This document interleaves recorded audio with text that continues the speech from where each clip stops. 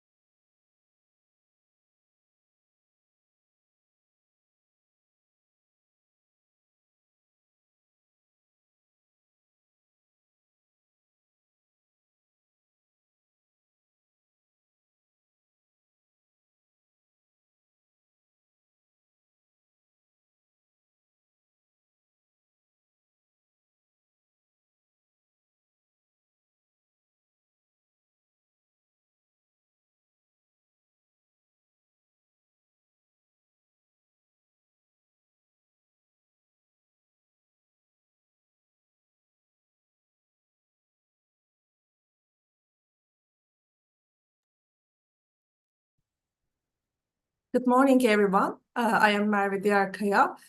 Together with Tarık Şahin, we are responsible for European Innovation Council as a whole program. Today, we will dig into how to write short proposals for EIC Accelerator program. Our valuable experts are together with us today. Serkan Bey, Odysseas, and Nicholas will dig into how to write short proposals, not for just application form, but also for videos and pitching presentations. Before beginning all the intense presentations, I will present you how TÜBİTAK and our National Coordination Office will support you in the EIC Accelerator process. And I will make my presentation in Turkish, but our event will continue in English. Herkese günaydın tekrar. Sunumu yapmak üzere ekranımı paylaşıyorum.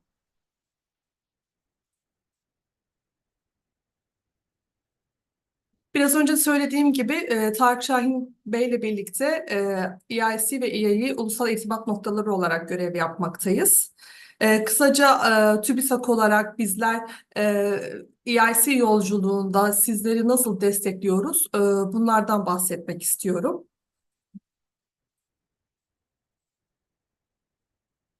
Biliyorsunuz ki Ufuk Avrupa aslında çerçeve programlarının sonuncusu olarak devam etmekte. En yüksek bütçeli program olarak devam etmekte ve Avrupa'nın dünyada bilim, Ar-Ge ve inovasyon yönünden rekabetçiliğini artırmaya yönelik kapsamlı bir program olarak oluşturulmuş durumda.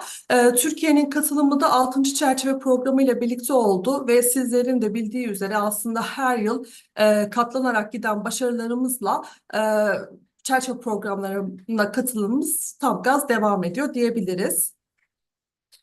Buradan da görebileceğiniz gibi aslında bu slide Kasım 2023 itibariyle resmi olarak açıklanan sonuçları gösteriyor. Biraz biliyorsunuz ki açıklanan sonuçların gelmesi, resmi olarak açıklanması uzun sürdüğü için şu an için Kasım itibariyle aslında Türkiye olarak 408 projeyle 236,5 milyon euroluk bir geri dönüşümümüz var.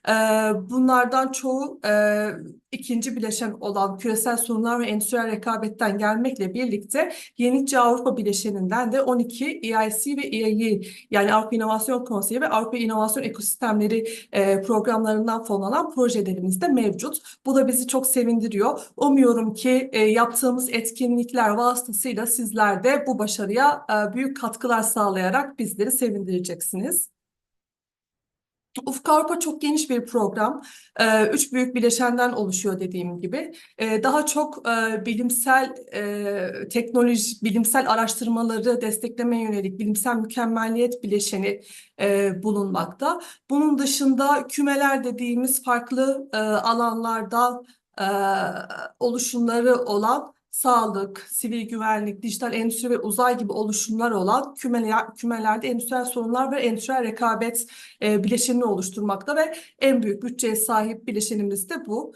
Yenilikçi Avrupa bileşeninde de aslında bilimsel mükemmelliyet ve kümelerde ortaya çıkan sonuçları nasıl inovasyona ve pazara taşımaya yönelik destekler sağlanabilirin bir cevabı olarak oluşturulmuş durumda.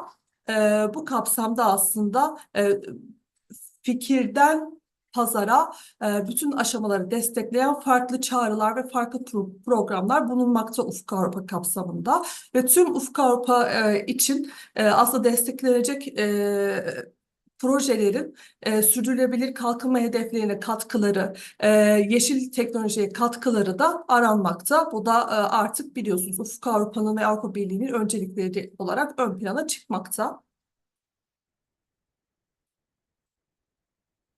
Avrupa İnovasyon Konseyi'nin genel yapısı bu şekilde aslında. Üç büyük programdan oluşuyor. Kılavuz, Pathfinder kılavuz yani Transition, geçiş ve Accelerator, hızlandırıcı. Kılavuz daha çok bilimsel mükemmelliyeti oluşturmaya yönelik yani teknolojik atılımlar gerçekleştirmek üzere erken aşama araştırmaları desteklemek üzere konsorsiyumları destekleyen bir program. EIC geçiş ise arada kalmış yani TRL 4'e gelmiş farklı teknolojileri TRL 6'ya ve daha sonrasında pazara taşımaya yönelik bir program olarak ön plana çıkmakta.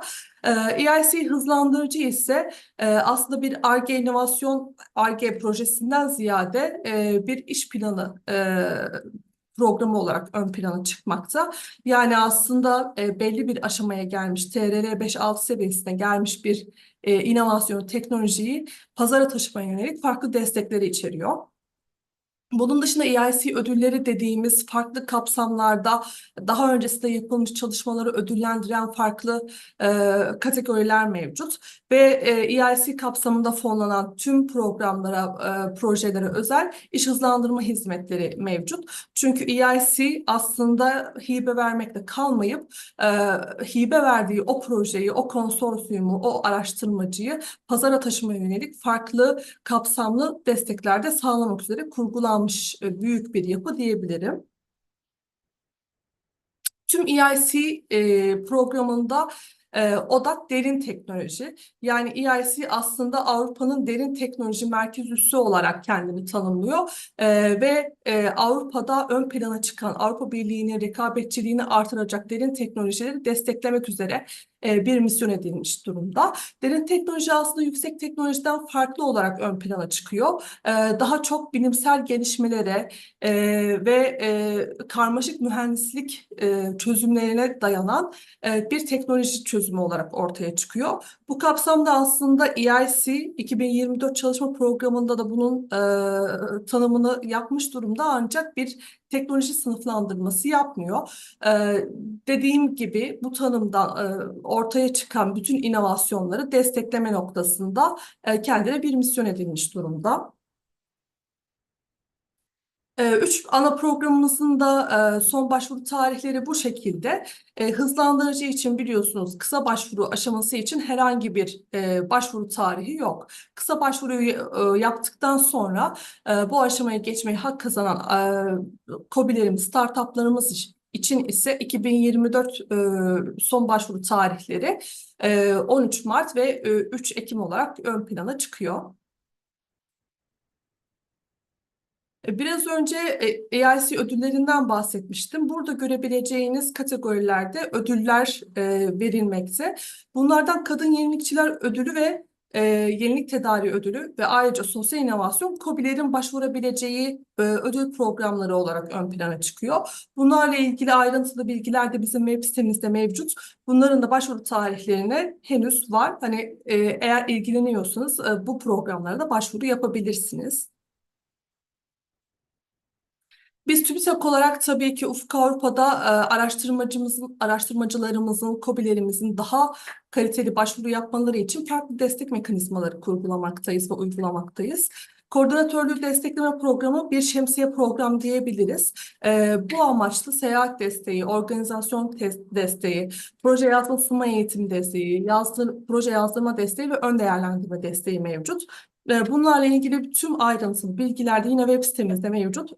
EIC hızlandırıcı için hem kısa başvuru aşamasında hem de tam başvuru aşamasında proje yazdırma desteği ve proje ön değerlendirme desteği veriyoruz. Tabii ki biz de çeşitli sorular soruyoruz ve bu kapsamda bir değerlendirmeye tabi oluyor bu desteğe başvuran KOBİ'lerin başvuruları. Bunun dışında küme projeleri için örneğin daha çok seyahat desteği mevcut. Çünkü buralarda bir konsorsiyum kurma şartı olduğu için ve Avrupa Komisyonu özellikle küme projelerinde farklı proje pazarları, farklı etkinlikler yaptığı için bu kapsamda da araştırmacılarımıza seyahat desteği sağlıyoruz. Bunlarla ilgili detaylı bilgi yine web sitemizde mevcut. Yabancı araştırmacı seyahat desteği ise daha öncesinde çerçeve programlarda koordinatör olarak başarılı olmuş ve ön plana çıkan pek çok kurum var. Bu kurumlardan farklı araştırmacıları, koordinatörleri bir kurum, Türkiye'deki bir kurum kendi kurumuna davet ederek onun deneyimlerinden yararlanmak üzere bir seyahat, bir organizasyon düzenleyebilir. Bu kapsamda bir desteğimiz mevcut. EIC Baş Araştırmacı Geliştirme Programı ve MSCA Ön Değerlendirme Desteği de yine o programlara özgü. Ağlar üyelik desteği ise yine daha çok konsorsiyum kurulması gereken ve farklı alanlarda hem politika gündemini belirlerken hem de o gündeme dair en güncel bilgileri edinmek isteyen farklı KOBİ'lerimizin, araştırmacılarımızın, üniversitelerimizin o alana özgü ağlara üye olmaları için verilen bir destek olarak ön plana çıkıyor. Tüm bunlara ilişkin bilgi, başvuru süreçleri, destek mekanizmaları yine bizim web sitemizde mevcut. EIC ve EIE kapsamında şimdiye kadar bu projelerimiz desteklenmiş durumda. Yani aslında EIC ve EIE kapsamında da Türkiye'de başarılı araştırmacılarımız ve başarılı bir potansiyel mevcut. Burada görebileceğiniz gibi Pathfinder projesinden ve Transition projesinden programından fonlanmış farklı araştırmacılarımız var. Ve yine EIC Scaling Club adında EIC kapsamında fonlanan bir projemiz de mevcut. Umuyoruz ki bu slayda sizlerin katkılarıyla farklı proje bilgileri de ileride eklenecek. Tüm bilgiler web sitemizde mevcut diyorum. Bu da bizim aslında resmi olan web sitemiz ufukarpa.org.tr. Bu web sitemiz üzerinde her türlü bilgiye ulaşabilirsiniz. Burada Avrupa Yenilik Konseyi altında tüm bilgiler mevcut. E-Bülten kısmından da üye olursanız bugünkü gibi yaptığımız tüm etkinliklere direkt olarak ilk elden ulaşım sağlayabilirsiniz ve etkinliklere kayıt olabilirsiniz. Yine burada bizim telefon numaralarımız ve mail adreslerimiz de mevcut. Mesela aslında EIC kapsamında fonlanan farklı projeler kendi kapsamlarında farklı çağrılar açabiliyorlar. Biz de bunların haberini örneğin web sitemizde yapıyoruz. Şu an için açık ve başvurabileceğiniz iki farklı çağrı var EIC kapsamında. Bunların bilgilerini biz web sitemizde haber olarak girdik ve newsletter olarak kayıtlı kullanıcılarımıza bunların bilgilerini gönderdik. Bunun dışında da yine haberin ismini web sitemizde aratarak ayrıntılarına ulaşabilirsiniz. Çünkü önümüzdeki dönemde bunun gibi pek çok farklı çağrılar açılacak. Bunun dışında bizim bu projeyi yapmamıza vesile olan bir İPA projemiz var ve bu kapsamda aslında önümüzdeki bu hafta ve önümüzdeki hafta pek çok verimli etkinlik gerçekleştireceğiz. Mesela bu öğleden sonra katılabileceğiniz bir etkinliğimiz daha var. Ufuk Avrupa Widening ve Outlining ekosistemleri kapsamında fırsatlar tabanlı bir genel bilgilendirme etkinliği. Yine önümüzdeki çarşamba tam EIC Accelerator tam başvuru teklifi nasıl hazırlanır şeklinde bir webinarımız var yine. Kayıt olmanızı şiddetle tavsiye ederim. Ve önümüzdeki pazartesi Ankara'da fiziksel olarak gerçekleşecek bir EIC hızlandırıcı proje yazma kampımız var. Yine bununla ilgili tüm bilgilere web sitemiz üzerinden erişebilir ve etkinliklere kaydolabilirsiniz. Bizim EIC ulusal irtibat noktaları olarak web sitemiz bu. Herhangi bir sorunuz olursa bize bu web sitesi, bu mail adresi üzerinden ulaşabilirsiniz. Bunun dışında sosyal medya hesaplarımızı da takip etmenizi öneririz. Çünkü bazen web sitesinde yapılan haberler gözden kaçabilme ihtimaline karşı LinkedIn'den ve Twitter'dan ve Instagram'dan direkt olarak paylaşıyoruz. Bu kapsamda direkt olarak bilgilere ulaşabilirsiniz. Benim anlatacaklarım ve sunumum bu kadar. Proje ekibine yine etkinliğe başlamaları için sözü devrediyorum. Çok teşekkürler ve verimli bir etkinlik olmasını diliyorum. Thank you very much, Merve Hanım. Now I will be taking over. I am trying to make my presentation ready. I hope you can see my cover page without any problem. So this is a 3-hour event today, and we're going to focus on short proposal stage of the EIC Accelerator. We have another event on Wednesday afternoon, and we will talk about full proposal content and evaluation criteria and all the other tips and recommendations. We will also have another physical event, a full day event in Ankara next Monday. So before the March 13 cutoff, we are trying to do our best to prepare everyone, make ready for full proposal cutoff and also other short proposal applicants. So if you have any question, you can direct them to us using Q&A button. You don't need to raise your hand because we will not turn your video on during the webinar, but we will answer all your questions during and after the webinar. So I am Serkan Bolat. I work as one of the experts, project experts in Turkey and Horizon Europe project. I also work as an expert evaluator for European Innovation Council for the last 10 years, and I usually evaluate accelerator short and full proposals. And I also work as an evaluator, rapporteur, mentor, or quality reviewer for multiple Turkish and European funding programs. Previously, I was working as a former Navy supply officer. I graduated from Turkish Naval Academy with industrial engineering degree, and then I changed my direction to private industry and academia. And I had master's degrees in business and consumer studies, and I had vast experience in business models, business planning, investment, and venture capital. Now, my presentations, as always, will be based on my education experience and evaluator observations. So let me give you brief information about today's agenda. Thanks to Merve Hanım and Tarık Bey as TÜBİTAK EIC NCPs. They will be with us throughout the webinar, and they will also answer your questions. As NCPs, they have inside information and better connections with the EIC and European Commission. So I advise everyone to benefit from their experience, not just for today during the webinar, but also if you have a project idea or if you are applying for Accelerator or other EIC support programs, please consult with them in addition to us.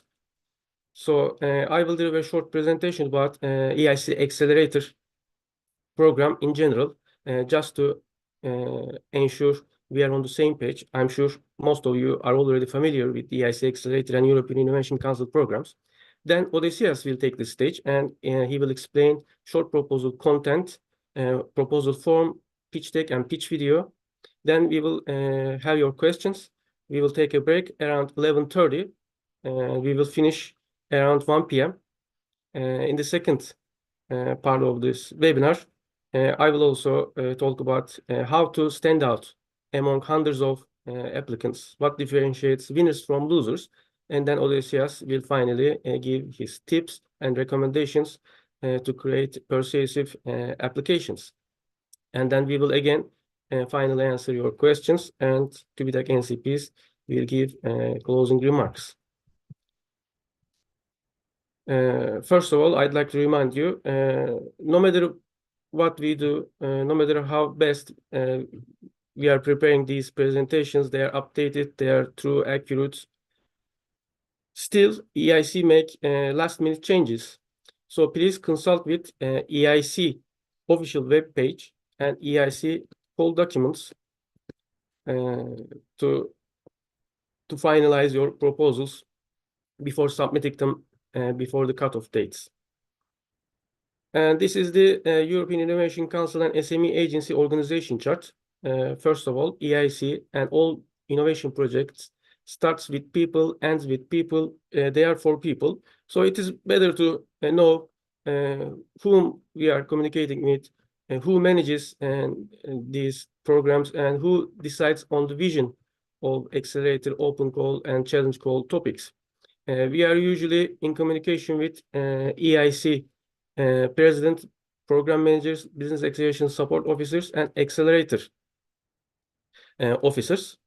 We follow them on social media to get the best and the latest, the first, because they always share some inside stories and some tips on social media, which you cannot find in official documents. Actually, in official documents, you see paragraphs and tables. They look all similar, but to be able to read between the lines, it is better to follow these people on social media or watch their online info days, and you get a better idea the spirit of the programs. So EIC communicates itself as a impact investor, Europe's largest deep tech investor. So far, it already helped create around 20 unicorns, including Horizon 2020 era applicants and beneficiaries.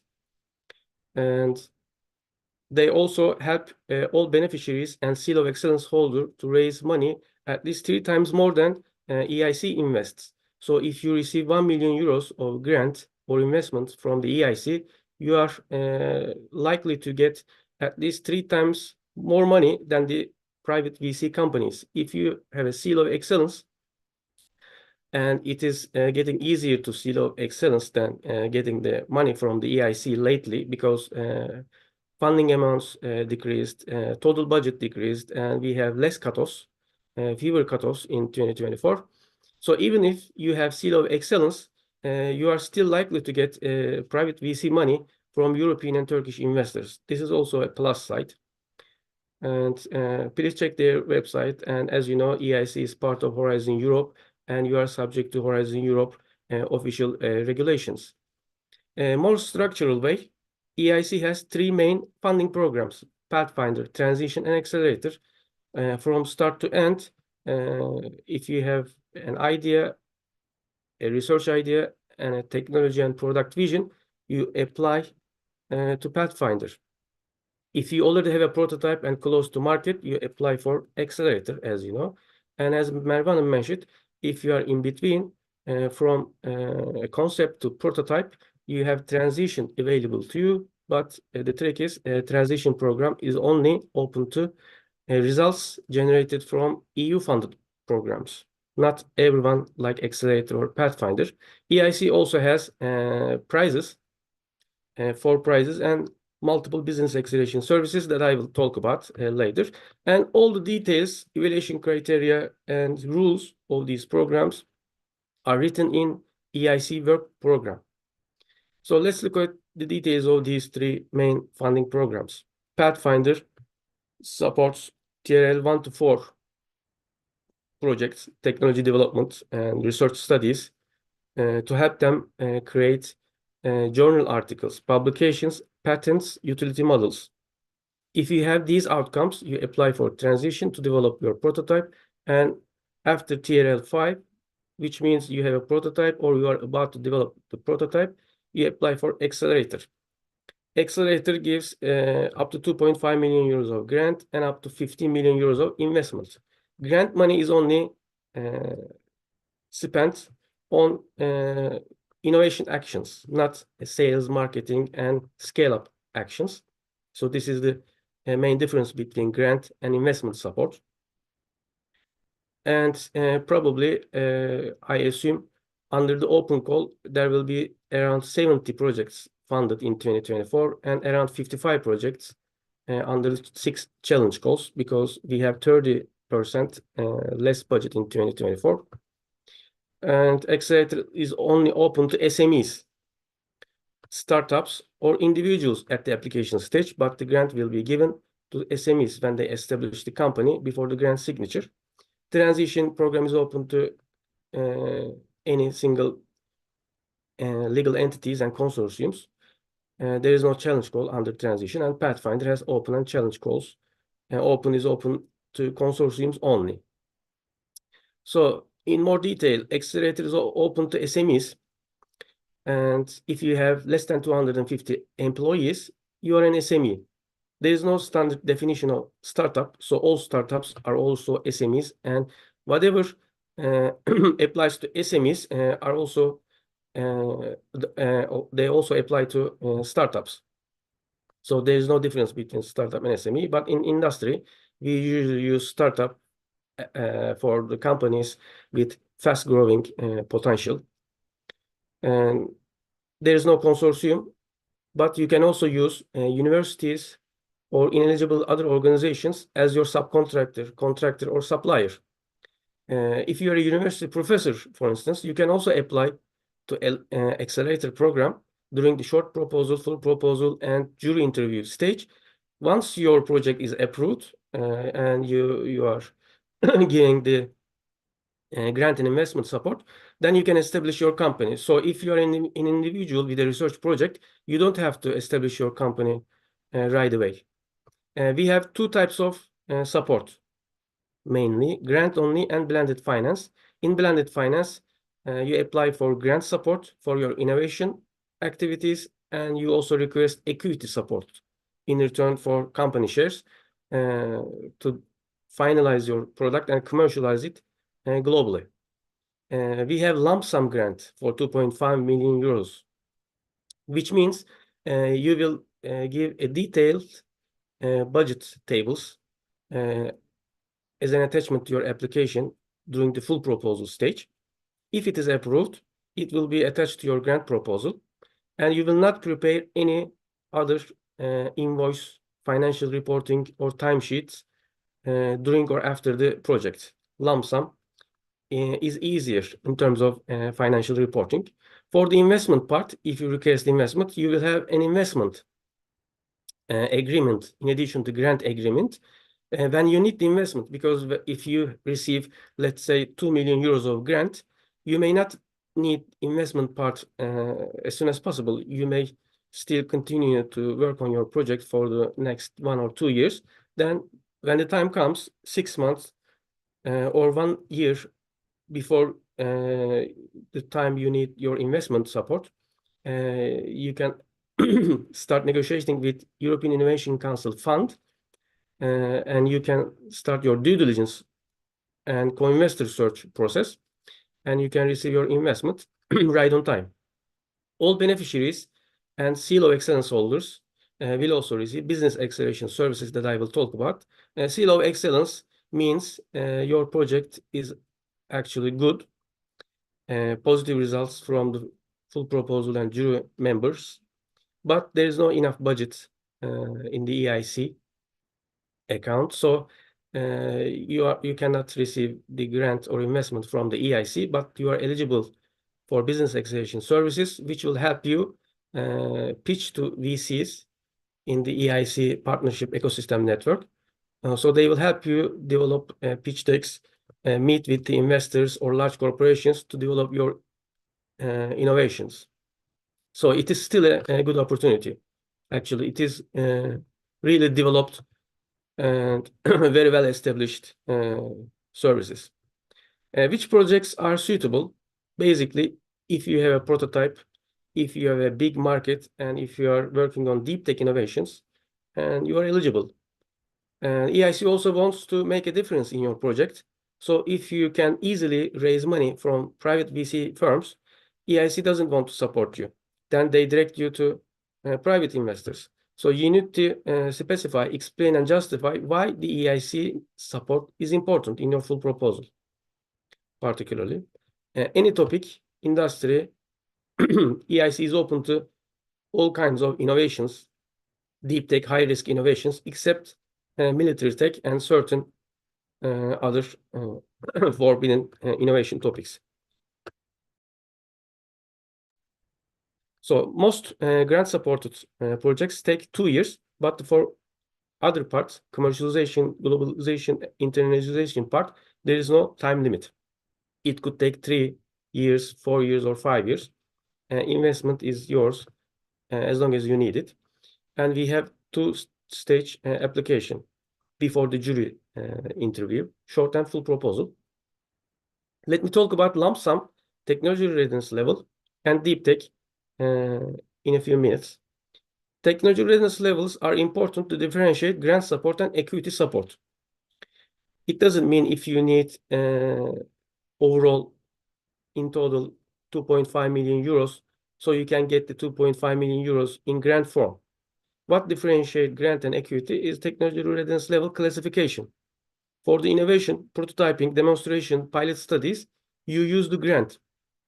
Once you come to a point that you can commercialize your technology and deploy in the market, when you start selling and making money, then for those activities, you need equity support, which will you give company shares in return. Usually up to 15 million euros of investment for up to 25% of your company shares. Technology readiness levels are used for technological and non-technological innovations. Traditionally, technology readiness levels is developed 50 years ago, so they didn't change the term, but it is still used for business model innovations, service innovations, and actually, even if you develop deep tech, artificial intelligence, quantum, you frame your value proposition as a service. It is based and enabled by technology, high tech, deep tech, but still you offer a service. So keep that in mind. And what is deep tech? How deep is enough? These are some of the examples that the EIC supported in 2023. These are the main topics. As you see, artificial intelligence, quantum, and circular economy, clean tech. These are the popular topics. There is no e-game or cryptocurrency project supported. There are only a few cybersecurity projects. There are also some agrotech projects supported. When it comes to a topic, sometimes we receive questions like EIC supported so many AI, quantum, agriculture, or hydrogen projects. Are they going to still keep investing in these technologies? Yes, if you can differentiate your project value proposition, because there is no single AI project or AI research field.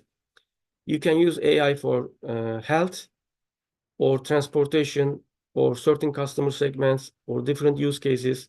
And every week we have a different version of AI tools. So there is no end to AI, quantum, or any kind of topics, as long as you can compete and stand out in the market. And one of the important aspects of deep tech projects they usually target long-awaiting social problems like climate change or certain health issues.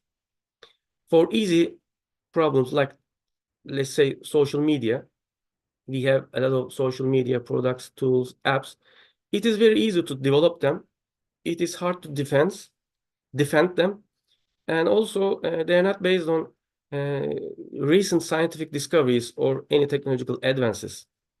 And they also do not usually target our society's big problems at a global scale. So that's the difference. So it's not so hard to differentiate tech and deep tech in that sense. All projects and products and services are already based on digital technologies, or in the next couple of years, all projects will be based on artificial intelligence. But how you make them different and how you use them, those technologies, to solve social problems will make you win. And in terms of lump sum, you don't give a detailed budget in your short proposal, but for the full proposal, you need to attach an Excel sheet, including your budget in detail for work packages. And it will be approved by the EIC, and they may want you to slightly revise it during the grant signature. But once it is approved, you will use it during the project, and that's why you will not need to apply for an amendment for the budget changes. Because once the budget is approved, you can use the budget for whatever reason you want, as long as you deliver the deliverables, you reach the milestones, and you do the activities listed in your work packages. So financial reporting didn't change.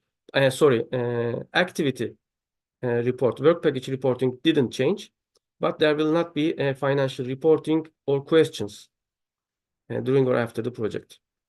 So here are the business acceleration services. Every month, they add a different type of business acceleration service or event or activity or meeting to support all beneficiaries, winners, and Seal of Excellence holders. Some of them are free, some of them are co-finance, some of them are available to you. They are provided by approved, qualified suppliers or consultants. You can check them by clicking these links when you're available. We have 6 challenge calls in 2024, from AI to VR and AR, quantum to smart edge, precision fermentation, therapeutics, and renewable energy sources. So if your project is perfectly aligned with these challenge calls, it is better to submit your proposal to a challenge call. They have the same proposal form, almost the same evaluation criteria, and they have the same application requirements and eligibility and implementation rules. So what makes them different? For each challenge call, there is a 50 million euros of budget allocated. There is also an open call. It has a separate budget. So it is easier to get the funding if your project is aligned with these challenge calls. You need to specify your choice during full application stage, not in short application. Although you can talk about it to convince evaluators how relevant and impactful your project will be, and EIC already decided to keep it as a challenge. But you cannot concurrently submit your project to both open and challenge calls. You need to pick one. But at one cutoff, you can submit your project to a challenge call. In the next cutoff, you can change your mind and submit your application to another challenge or open call. If your project is relevant for a challenge call, you can still choose to submit it to an open call. You don't have to submit it to a challenge call just because in the abstract you use quantum technology term. And all challenge calls change annually. So in the next year, we will not have exact these challenge calls. There is also economic security and technological sovereignty concerns the EIC has more and more over the years. So if you are working on an artificial intelligence or quantum tech, you may need to present an additional ownership and control assessment document, which is a one-page document, actually, but a few-page document saying that who owns company shares, voting shares in your company, etc. This doesn't mean you will be excluded from the EIC support or investment support, but these are concerns that the EIC has. And here are the 3 steps. If you have an idea, you will need to create a personal account for yourself first. And then using those personal accounts, you will need to create a company profile in the funding and tender portal. And here are the links for each step. Even if you are an individual, you can still apply, and you still need to register as an individual and receive your participant identification code to be eligible and to use for the actual proposal submission stage. And then you need to select a call, and there is only one call for the short application stage. So you will use this Accelerator 2024 short application link in the funding and tender portal. Once you pass the short application stage, EIC will send you a link to submit your full proposal. That's why you will not see other open and challenge call links in the funding and tender portal. They will be sent to you individually. And here is the proposal creation and submission dashboard.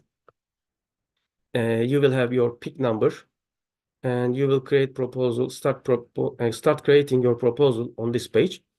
And you will also need to download the latest proposal forms here for short proposal and for full proposal, different proposal forms and attachments you will need to fill in. And here are the content of the short application, full application, and jury interview. After me, Odysseas will give you a detailed speech about short application content. All I want to say for the moment, funding type and amount in short proposal are only indicative, and full application forms and templates are already downloadable on the EIC webpage. There is also a link on the slide so that you can see what they will expect in the next stage, so that you can create a more persuasive short proposal. And here is the process. So you have the short proposal, and you are sending it to the EIC, and 4 experts will review it. If you receive 3 or more go for your proposal, you will be eligible to submit a full proposal. Your short proposal approval is valid for the next 2 years until the end of 2025. If you already received short proposal approval in the last year, it will be expired by the end of 2024.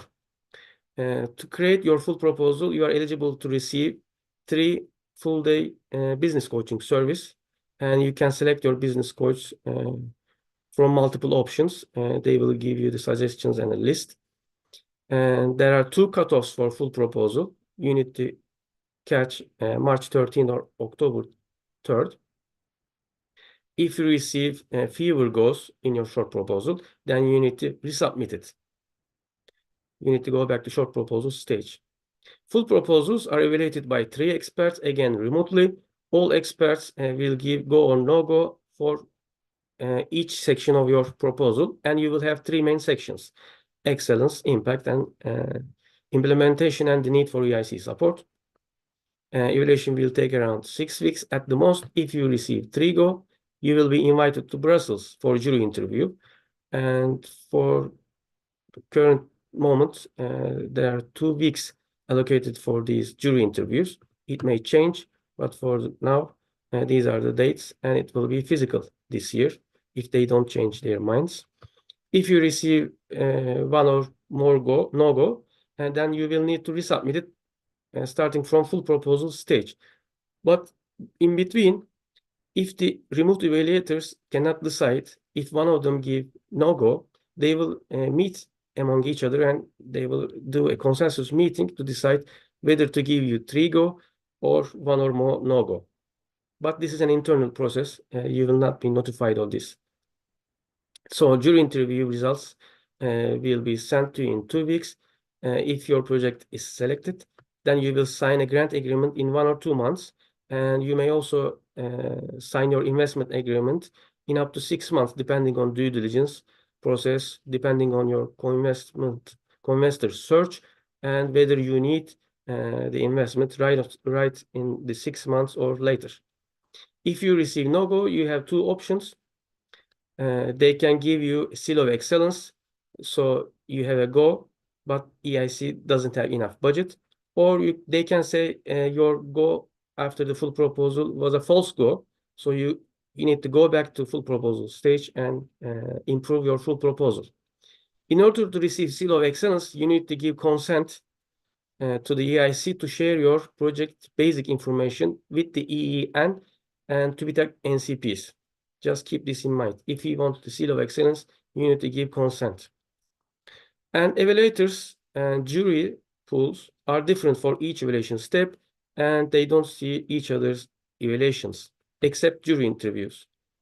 Jury members will obviously see your full proposal content and full proposal evaluation reports, but they will not have access to short proposal. Full proposal evaluators will not access to your short proposal and its evaluation results, which means there isn't much difference between having 3-go or 4-go, because evaluators will not know unless you say it in your proposal.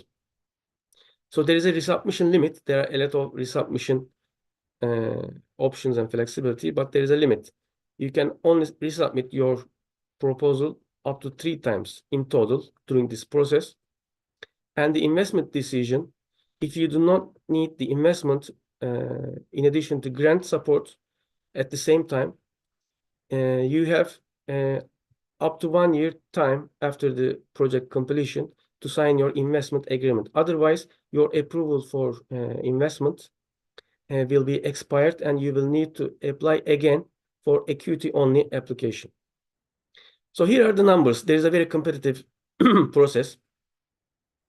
For the last cutoff, for instance, in November 2023, there were 1,083 full applications, and 242 of them were invited for jury interviews, and only 42 of them received financial support, and 95% of the rest of those applications received seal of excellence. So in total, usually more than 20% of the full applicants are invited for the jury, but sometimes 5 or 7% of those people are awarded financial and business acceleration support. But it changes over time. It depends. You know, we have 4 cutoffs in 2023. We have 3 in the previous year, and in 2021 we had different number of cutoff dates and different funding budgets for the EIC, but very competitive. Here are the evaluation criteria for the short proposal. We can talk about them in detail or how they are relevant for your project if you have any questions, but I don't want to keep this presentation any more longer. Just for your information, I'd like to share full proposal evaluation criteria as well. Traditionally, again, excellence, impact, and level of risk and implementation criteria. Each criteria is evaluated separately by different evaluators. For challenge calls, as you can notice, there are 2 additional considerations under the same evaluation criteria. And finally, you have 2 options, fast track and plug-in, to skip short proposal stage. If your project is funded by certain selected EU programs as listed on this slide, then you may be eligible to skip the short proposal stage. If your project is approved by certain national TÜBİTAK funding programs, then you may also skip the short proposal stage. But in any case, under 2 different options, fast track for EU programs, plug-in for TÜBİTAK programs, all those funding organizations, executives of those units will ask for a similar short proposal form. They will use similar short proposal criteria, and it may take even longer for them to process this information. But if they do and approve, you will have the same rights, same timing and everything, responsibilities as all other short proposal applicants. So this is my part. Our presentations will be available under help desk, and they will be sent to you. And if you have any questions, we will answer them after Odysseus' presentation. And now I'd like to invite Odysseus on Zoom screen for his speech on writing a winning short application. Thank you very much. Thank you, Serkan. Thank you for your very valuable presentation. Let me share my screen and start so we can discuss over that. Okay, I hope that, okay, you're looking at the right screen. First of all, I would like to share a few words about our project because we have a lot of valuable information, not only for EIC, but also for a lot of other opportunities under Horizon Europe. And unfortunately, our project is reaching its end. We will end our trainings in the end of March, but a new project is coming up. However, you will be able to find all the training material that we have amassed all these years that we've been working in Turkey in our help desk, and there you will be able to find a lot of presentations, the videos, the recordings, and a lot more other things. This is our team. Most of you already know us. For those of you that don't, this is my profile. I have been working in innovation, technology, and research and development for a few years, quite a few years, actually. My background is in engineering and information technology, but I have also transferred into finance, and especially innovation finance. And my specialization is in digital transformation, innovation management, and business processes. So the EIC, the short proposal of EIC, has 3 steps, or rather the EIC has 3 steps. You start with a short proposal, which is what we will be talking about today. If you are successful, you go to the full proposal, and if then you're also successful, you go to the EIC interview. So 3-step process. Serkan already mentioned these steps and gave you the full flow of how you go from one step to the other. The short proposal is nothing more than a description of the project, of the problem and the challenge that you are facing, along with some words about your vision and ambition and your company. Who are you? What's the problem? How you solve it? There are 7 sections. The first section is about your company description. The second, you describe the problem and the market opportunity. In the third, you explain the solution. So you have the problem, what is the solution, how it works, what will change for the users, why is it a breakthrough, why is it different than anything else that is on the market currently, some technical aspects like the TRL, the market, so problem, solution, clients. What's your business model? What is your target market? Why do you believe that it will be successful? Remember, this is a commercial program, so we want ideas that are actually ready to reach the market. It's not a pure research program. After the market, you need to explain the impacts, and we all know how much the European Commission loves the impact, and they always want to see what the broader impact of your solution will be to the society, to the environment, to culture, to Europe itself. So you have to talk about what your solution will change and how it will do that. And finally, you describe your team, your company, the management, You make sure that you have a gender balance, explain what you have, what you miss, and how you will get that. At the final stage, you need to explain how much you need. So how much money do you want? What is the grant? Is it a grant? Is it an investment? Are you going to go for the blended finance? And why you need them from EIC? So why weren't you able to find them from the commercial sector? Why not from an investor? Why not from somebody else? Remember that figures here are indicative, so you don't have to commit to hard numbers. You need to have a good estimate of the money that you are going to need. That was the proposal. It's an application form. It is a Word document that you will upload. That's fine. Along with the proposal, you have to create a pitch deck.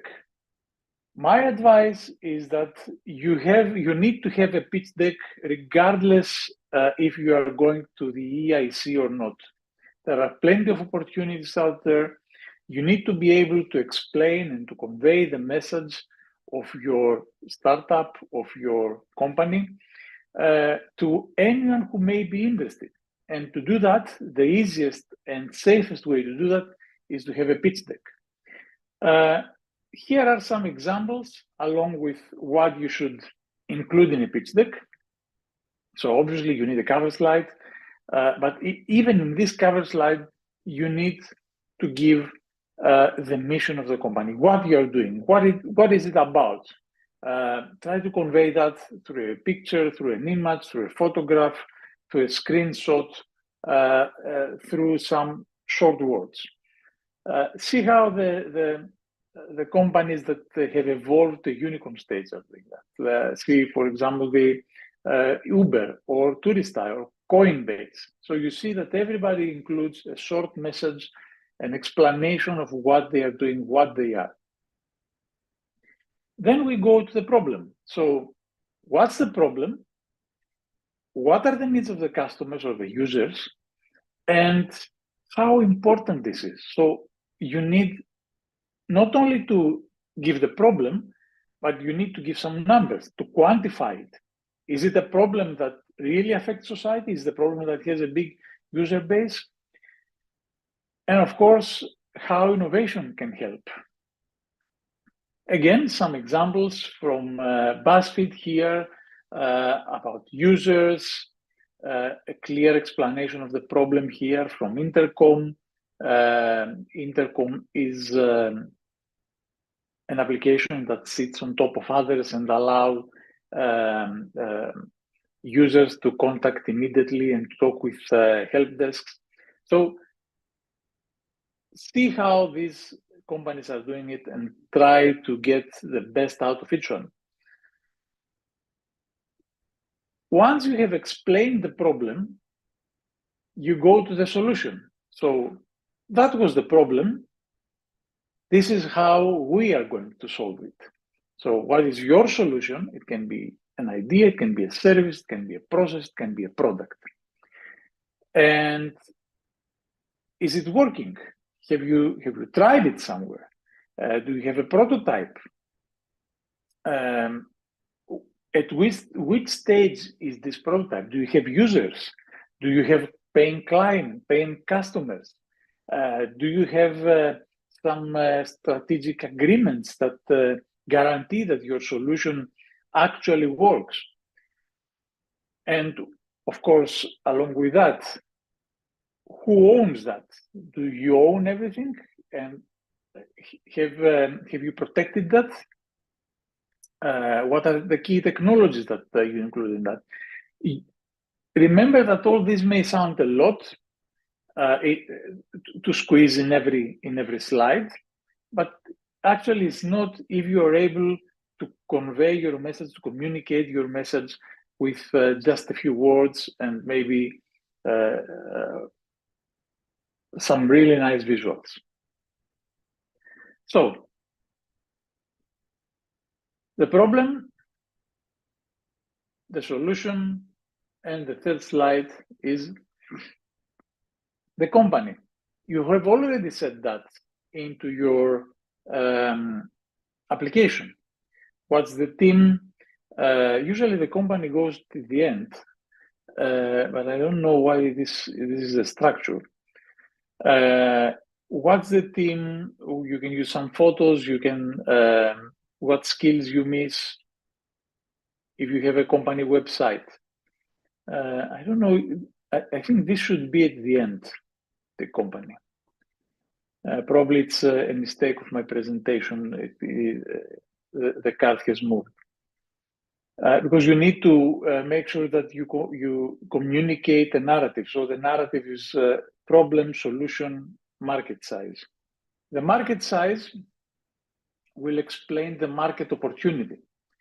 And you need to explain what is the market size that you're going to address, the size, the segmentation, and what's the outlook.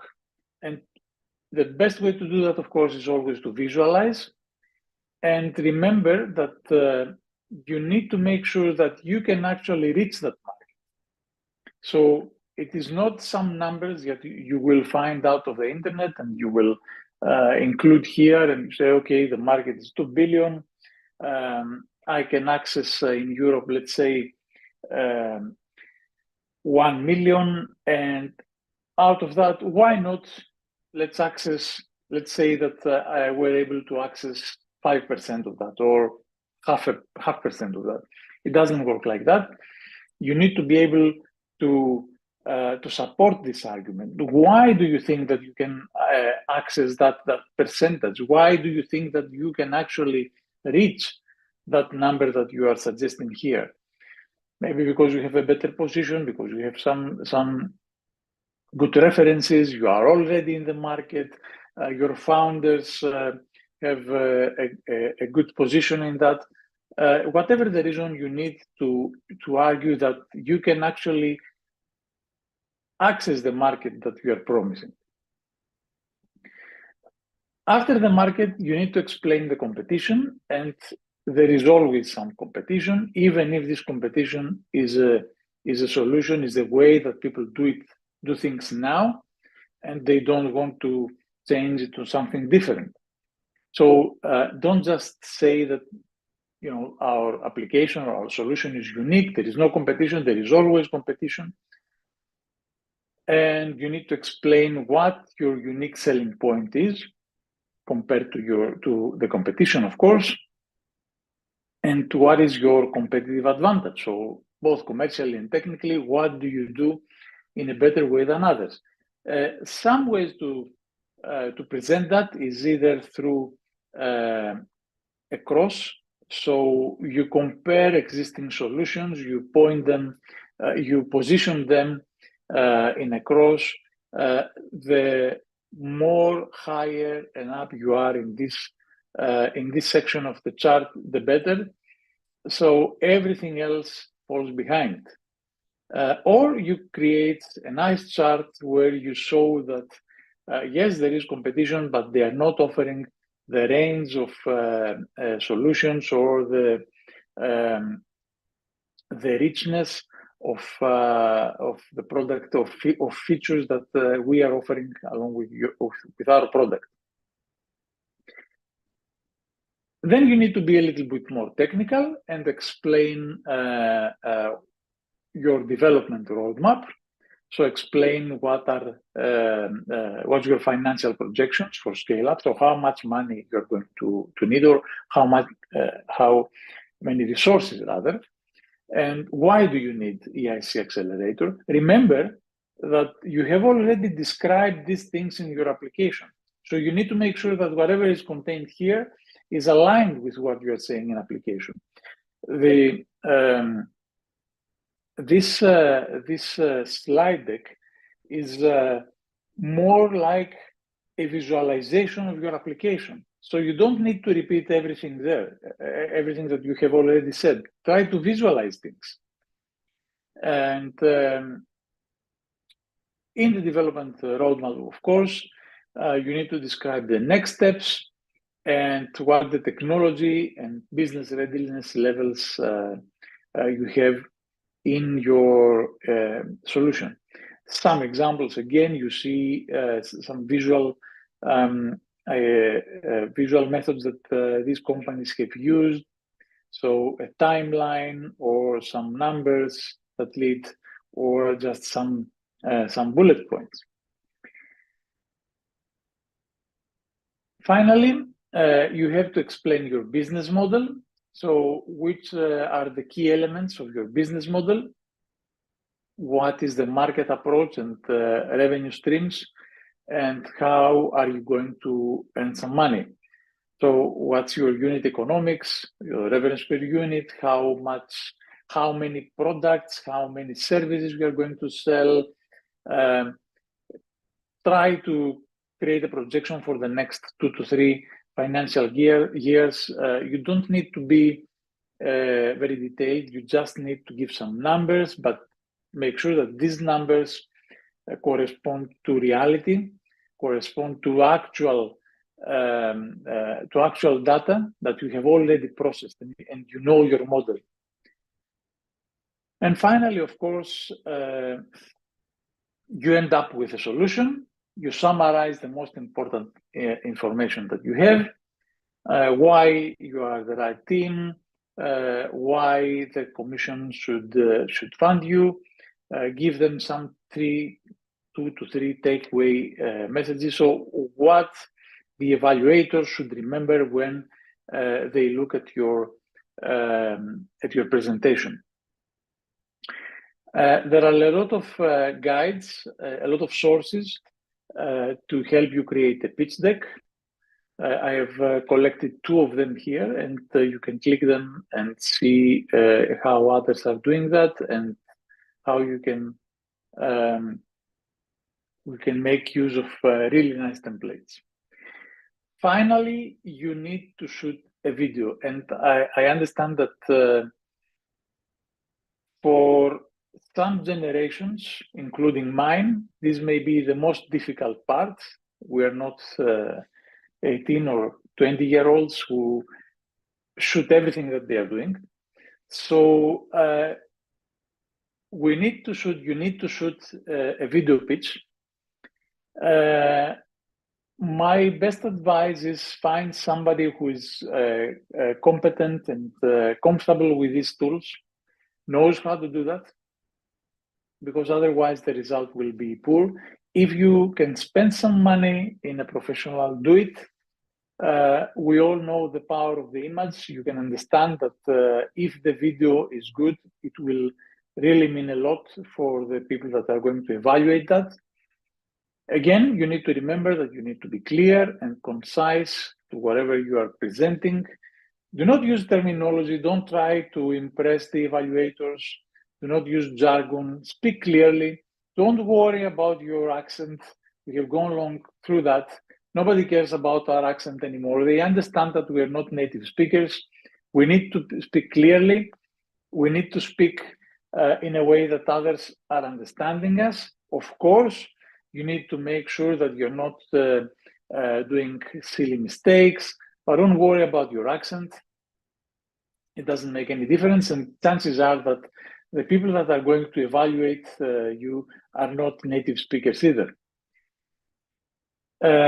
Use visuals to demonstrate your product or solution. Do not just speak in front of the camera. Show how it's used. If you have a product, do a demo, voice over it, show some pictures, create a narrative, present the functionality. Present the problem. Make sure that people understand the problem and why it's so important. Show some photos, maybe some video clips. Describe your solution in a clear way, as you have already done in your application, in your pitch deck. Show what value it brings. And do not remember that you need to address your audience.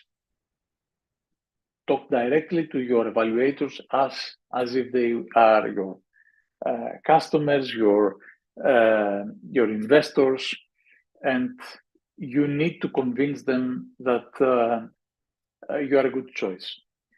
And of course, that goes without saying, You need to practice and practice and practice a lot to make sure that you have a nice flow. Do it in front of others. Don't just do it in front of yourself. Do it in front of others. Present your idea in front of your colleagues, in front of your friends. Make sure that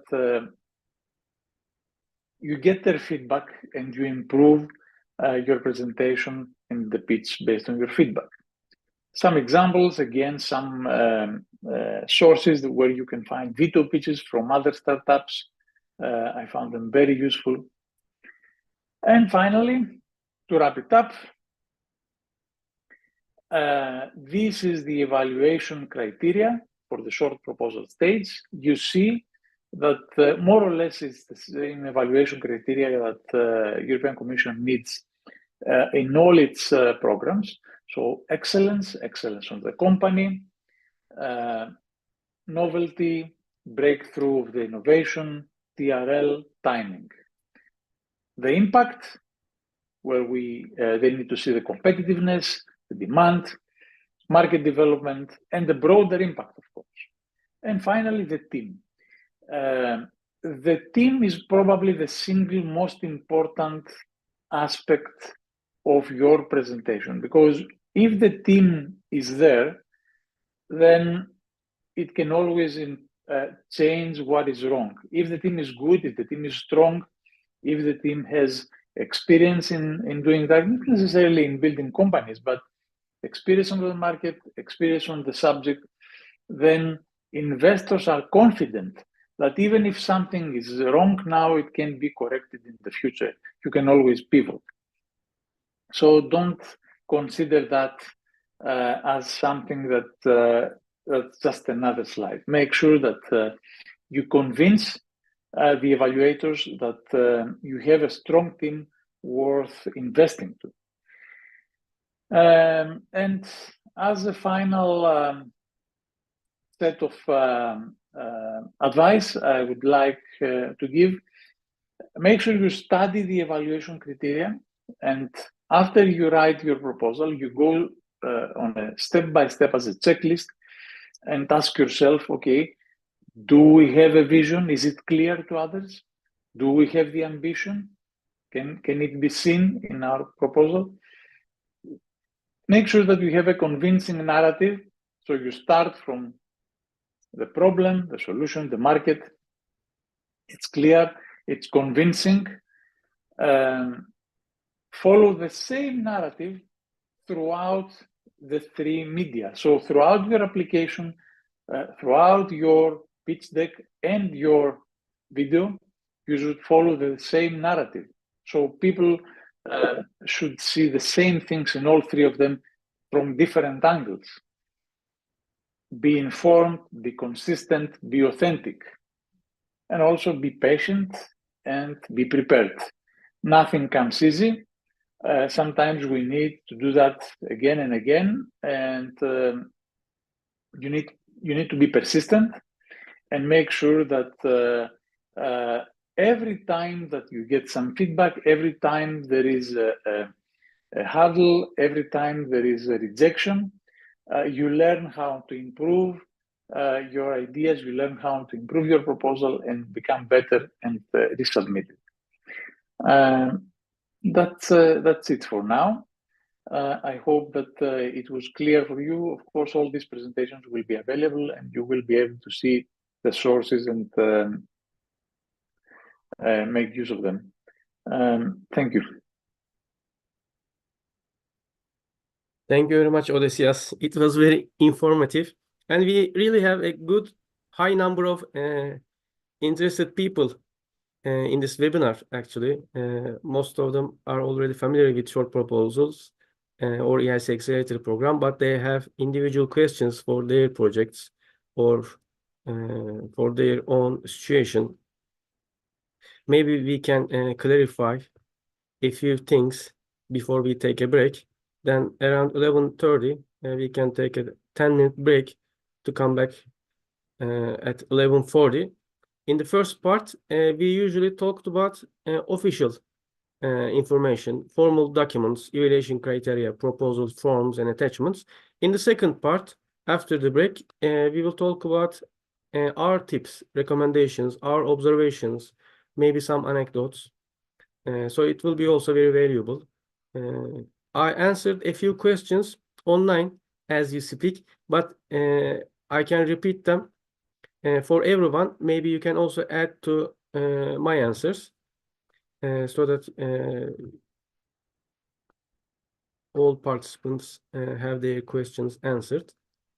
For EIC Accelerator, is there any obligation for applicants to contact, inform TÜBİTAK or other institution before submitting the short proposal, full proposal, as in Eureka Eurostars projects, as in 1509? So you don't need to contact TÜBİTAK or any other national or EU organization before submitting your short or full proposal. But if you want to be eligible for Seal of Excellence, then you need to give your consent to the EIC in your application form so that it shares when you win, if you pass the jury interview stage, it shares your basic project information with Enterprise Europe Network and TÜBİTAK so that you can access business acceleration services and other VC firms to raise money. And the consent is still given in your application form, not by any personal communication or contact.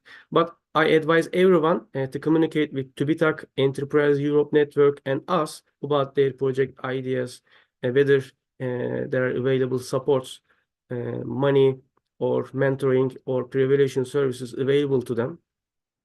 Eventually, we are an ecosystem. If you pass short proposal stage, also let us know so that we can share your success story in our events and on social media, and we can think about how we can support you further for your full application and jury interview. So this was about. So how about the other countries, Odysseus? Do you know, for example, TÜBİTAK doesn't require any company to inform them before submitting their short or full application. But do you know any other country doing that? No, there isn't any requirement that you need to inform anyone. Of course, now that we have these new schemes with the plug-in and the fast track, probably you need to work through these schemes if you have already participated in one of these tracks, and you need to go directly to the full application. Obviously, you need to work through them, but you don't need to inform anyone before submitting a proposal for short application. Okay. So the next question, is there a pre-designed spreadsheet for short proposal and the proposal after acceptance? So application forms and templates are downloadable on Funding and Tender portal already, and we shared these website links on our slides. For the short application, there isn't an Excel file or spreadsheet to be uploaded. There is only one short proposal form, pitch deck, and pitch video. If you win, you will have some reporting documents, some forms and templates, and some of them are already downloadable, accessible to everyone. And some will be given to you by the project officer working in the EIC when you need them. If I understand the question right. Do you want to add anything? There isn't any specific template for Excel. There was a very detailed template for creating a business plan in the previous version of EIC Accelerator in the old forms, and it was pretty heavy as an Excel file, so it required a lot of analysis. That was, of course, for the full application. You must be able to find it somewhere. It was nothing different than a full financial plan. So it was aligned with the financial plan. But of course, this goes, even if you need that you will need that for the full application, not for now. Okay, so the next question, is there a restriction or cap for the difference of lump sum in short and after acceptance proposals? So if I'm not mistaken, here is my answer in the online Q&A box. Lump sum budget table is submitted as an Excel file attached to your full proposal. At short proposal stage, you are not required to give budget details. You may even change the type and funding amount you requested in your short proposal when it comes to your full proposal. By funding amount, euro amount. I mean, you can request 1 million euros in your short proposal. When it is approved, as you write your full proposal, you can increase or decrease this amount, or you can change your grant-only support request to blended finance request. So in your short proposal, they are not binding. But is this the question? Restriction or cap for difference of lump sum? I mean, I hope my answer target the right question. So there is also another question. Odysseus, you may have a better concrete answer for this one. For Horizon 2020, disruptiveness was a must. Is it the same? For example, explicitly a requirement for Horizon Europe, or definition of deep tech boundary is sufficient? You know, Horizon 2020, EIC usually underlines the importance of disruptive technologies, but in Horizon Europe, they started to talk about deep tech market creation. What is your view on that? Disruptive, even the definition of disruptive innovation is disputed. So we have, of course, one, but not everybody agrees that it is, or rather, a lot of companies believe that they are doing something disruptive when actually they don't, even if their innovation is strong enough. But there is a clear shift from the expectation to do something disruptive into deep tech, indeed.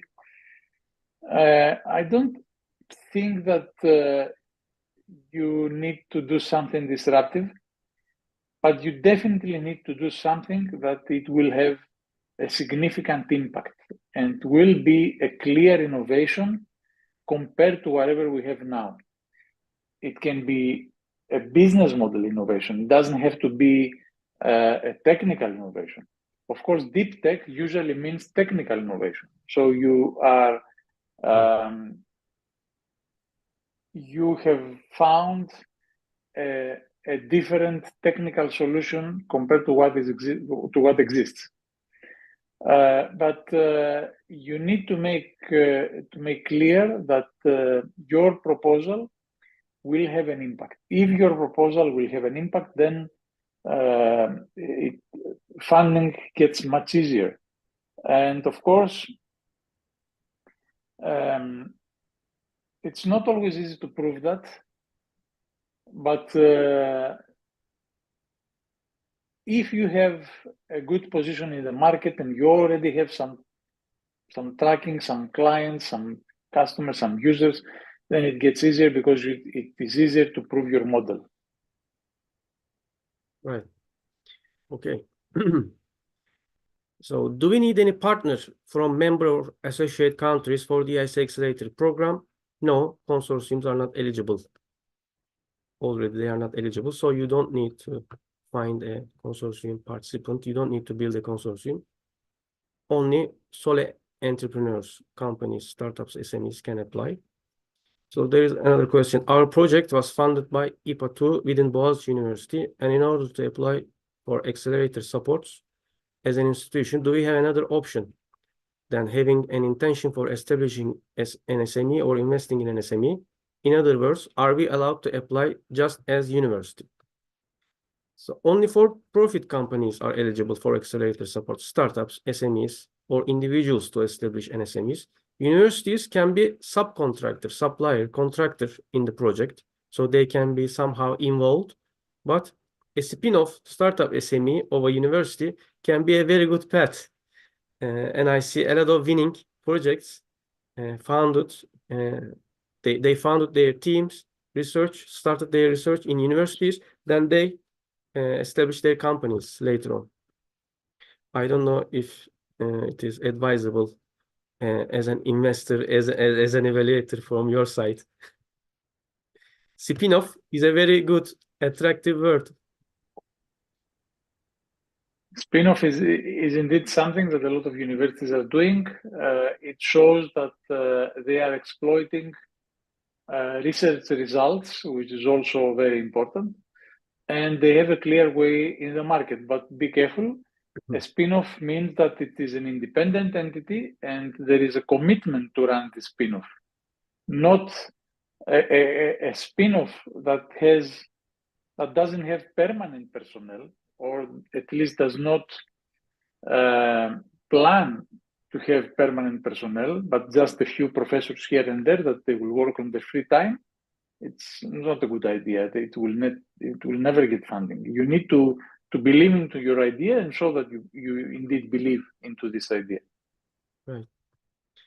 So we have 3 last questions unanswered. Maybe we can answer them online here. So I understand that EIC transition is only for previously funded EU projects. Is that true? In general, yes.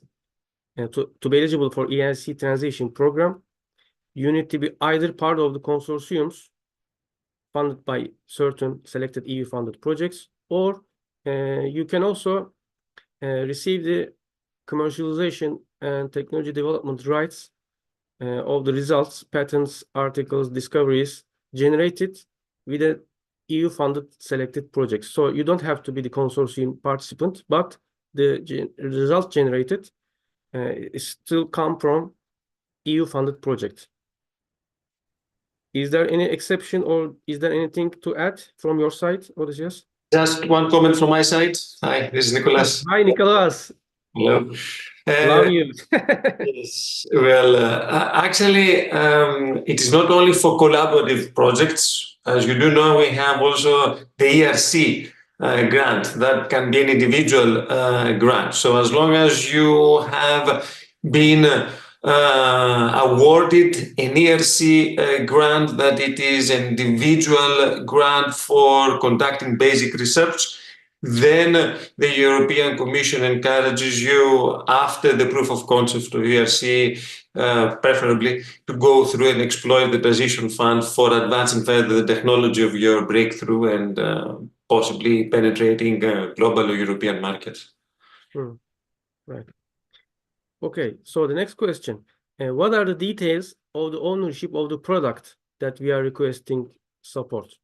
Our sensing application is based on a chip, deep tech, produced by an EU country, but we are developing our own sensing applications with that, and we will apply to EIC to scale up.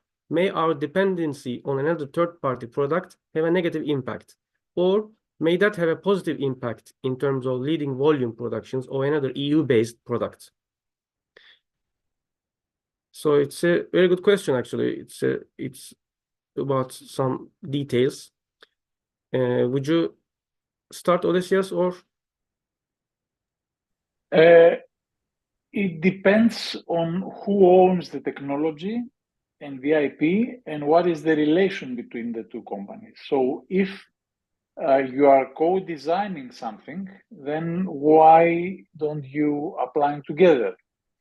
If you decide to apply alone, then what exactly are you applying for? So if the technology is not fully owned by you, then you need to explain what is the relation that you have with the other company, with the other entity.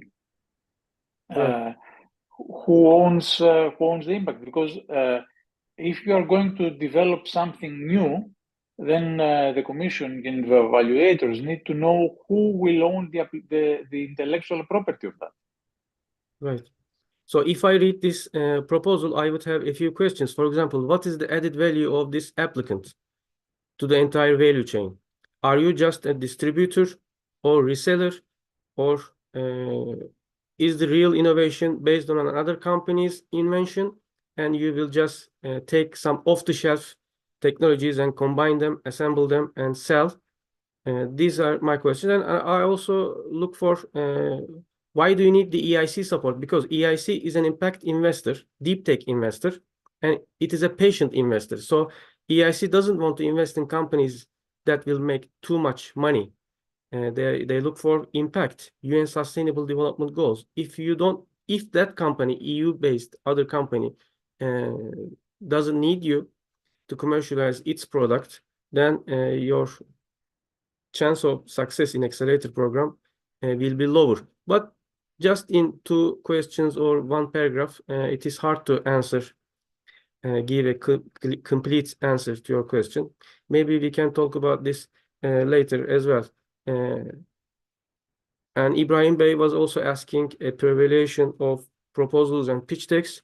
As a project expert, maybe we can also help him in those matters before March 13. So let's keep in touch. And the last question, is it possible for an SME to be eligible for accelerator support, which is not operating in EU, but other international markets? So as a rule, eligible applicants need to be based in EU member states or associate countries to Horizon Europe program. If there is an SME in a country other than these countries, then they need to share their intention to establish a company within these countries. And they can submit their short proposal from another country, for example, United States or Brazil. But then before the full proposal application, they need to establish their company in EU member states or associate countries, including Turkey.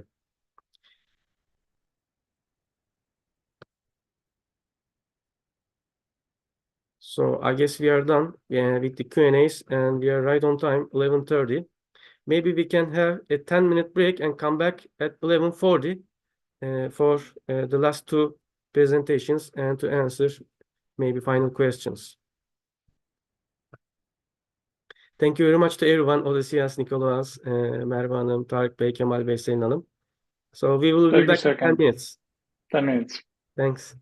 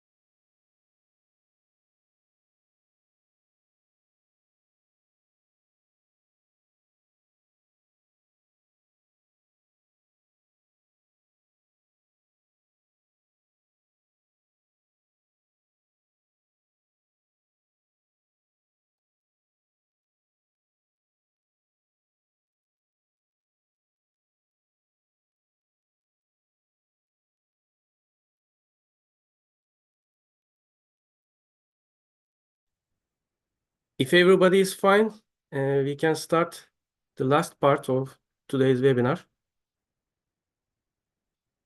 We still have significant number of participants in this webinar.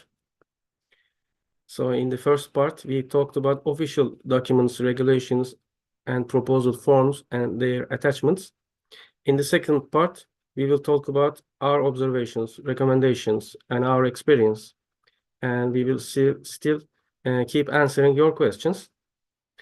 I already introduced myself. By the way, I also want to point out the importance of the Code of Conduct developed by the European Innovation Council.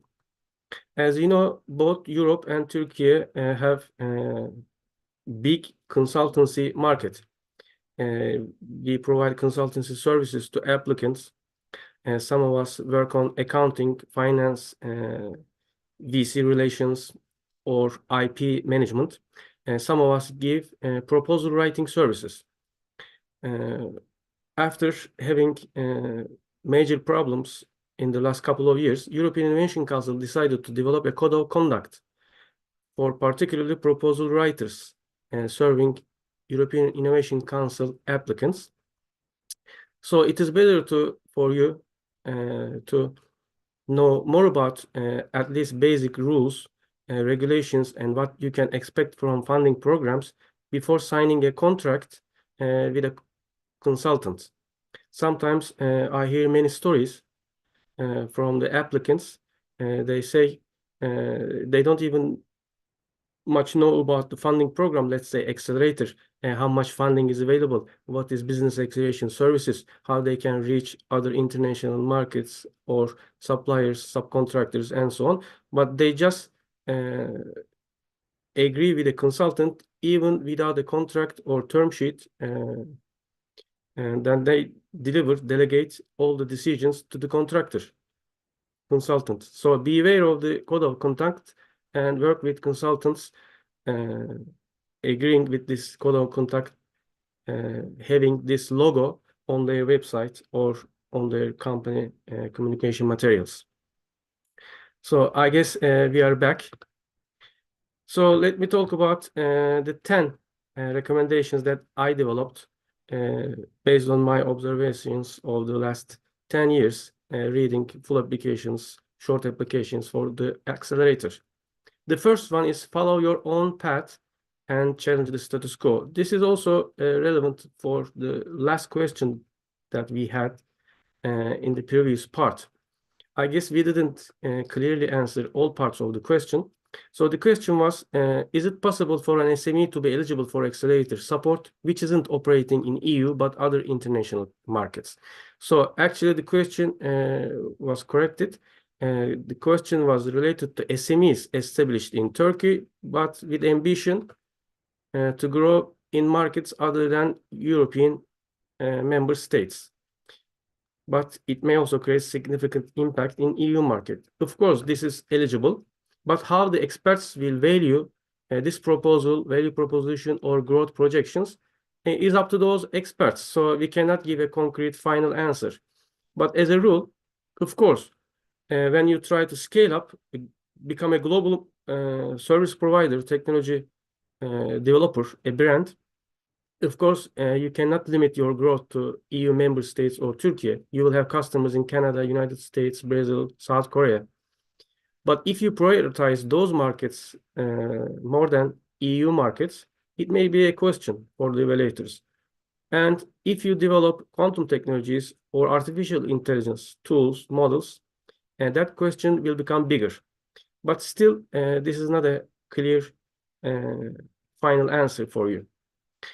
And when we listened to EIC Info Days a couple of months ago, one of the project officers or program unit managers, to be exact, Timo Hollanti, he was managing Pathfinder actually, but his introductory, the first answer was covering all applicants submitting proposals for Pathfinder Transition Accelerator. So the applicants have always many questions, but even the EIC experts, expert evaluators, or EIC president may not answer all your questions exactly, because remote evaluators will evaluate Jury members will decide.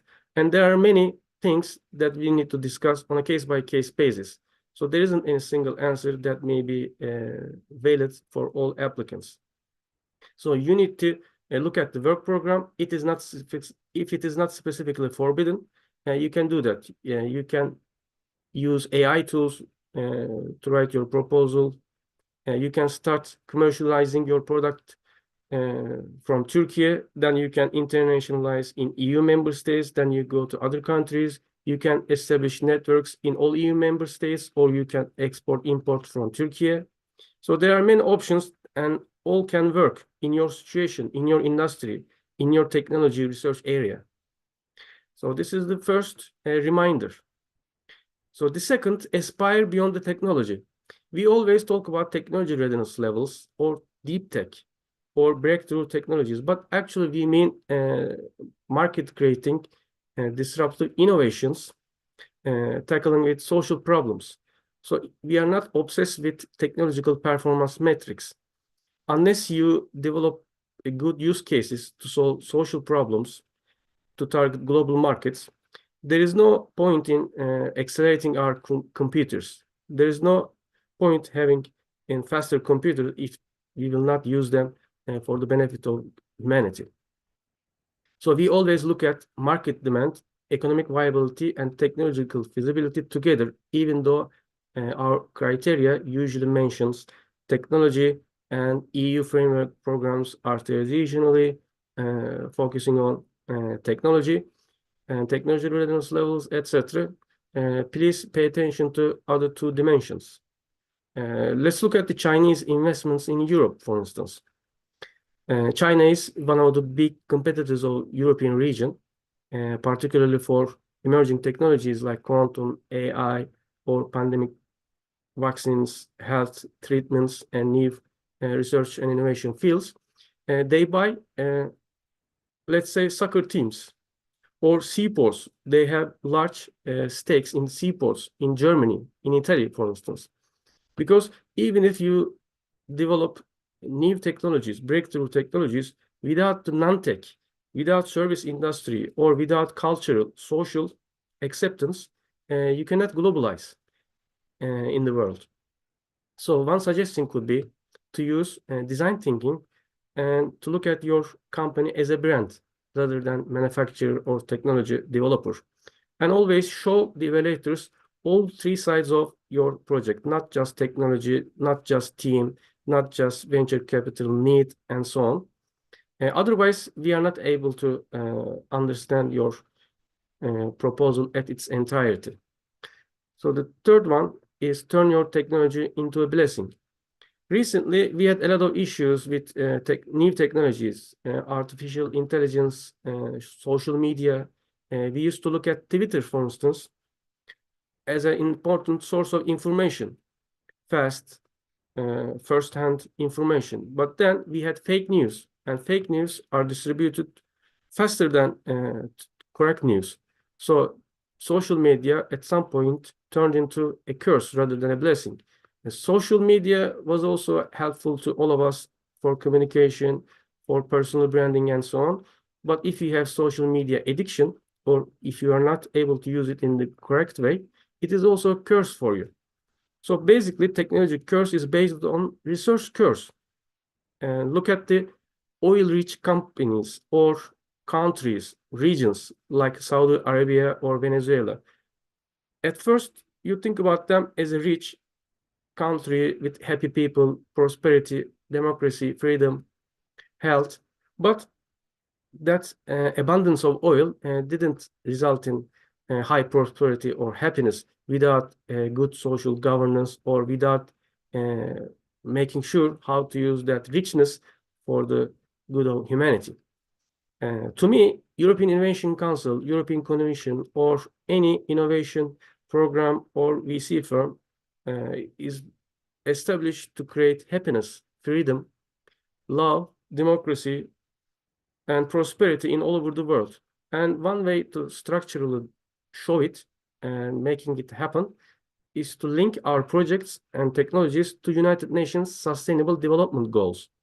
As you know, we have 17 UN Sustainable Development Goals, and all proposals have to link their value proposition, and they need to show how their technologies make an impact in KPIs listed under those UN Sustainable Development Goals.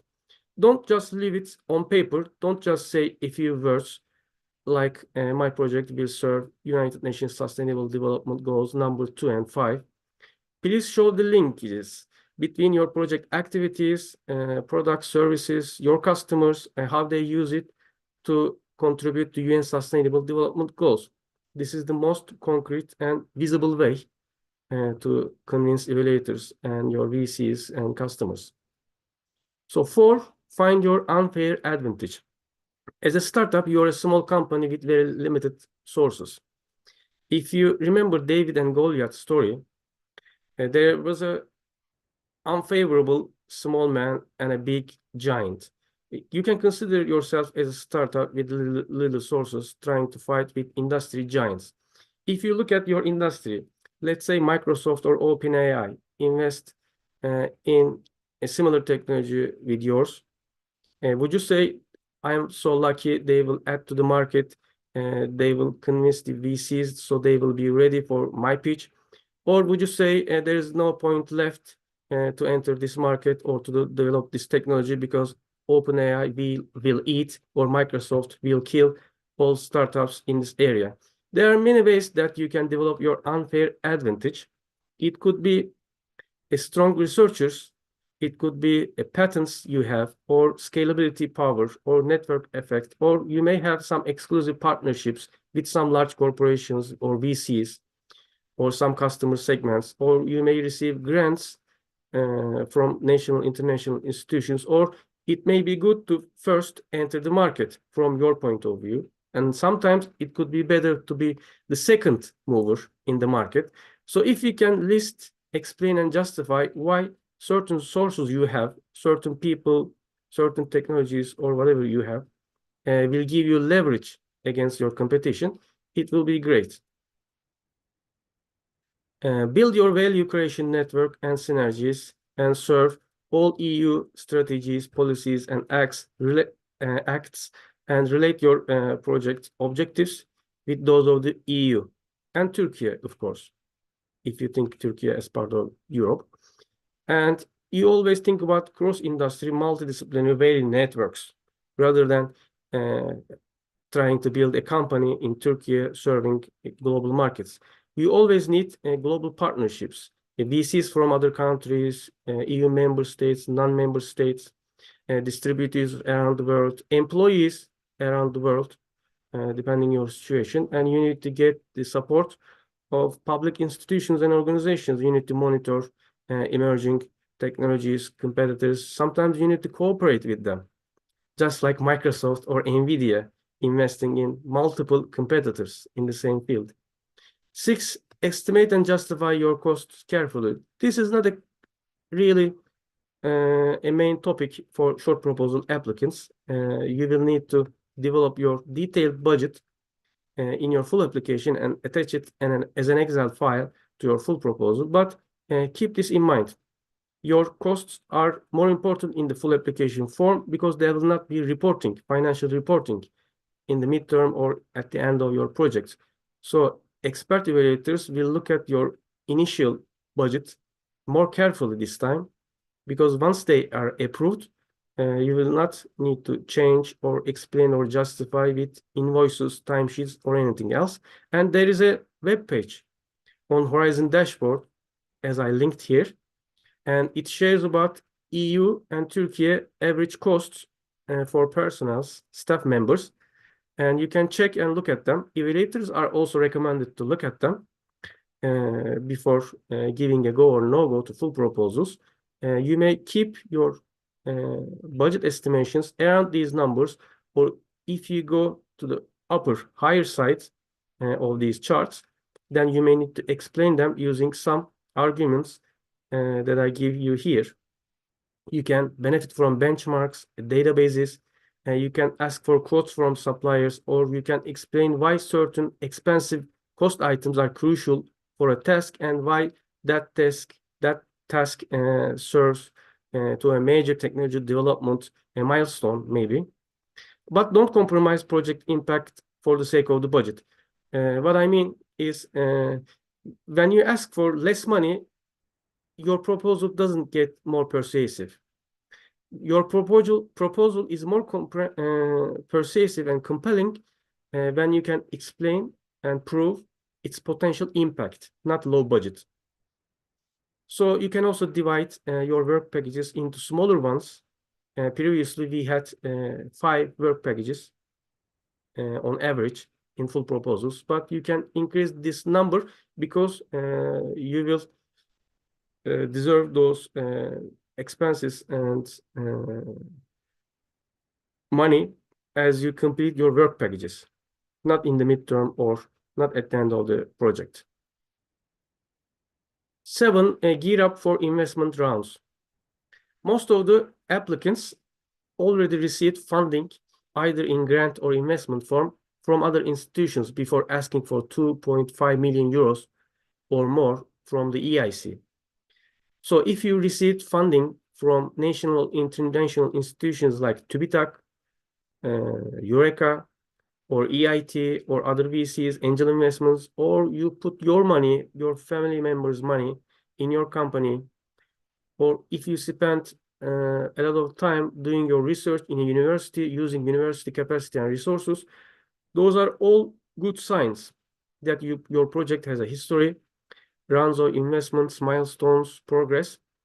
You will also need to attach letters of support from potential co-investors that will be investing in your company in addition to EIC, which means if you have a letter from a venture capital firm saying that they are doing this business, they have this capacity, and they have this relationship with you, and your team, your project, your financial projections are okay, and they have a commitment to invest in your company as long as the EIC always also gives you some type of grant or investment, that will be a perfect proof that you have a potential to deploy your product and grow it in the global market.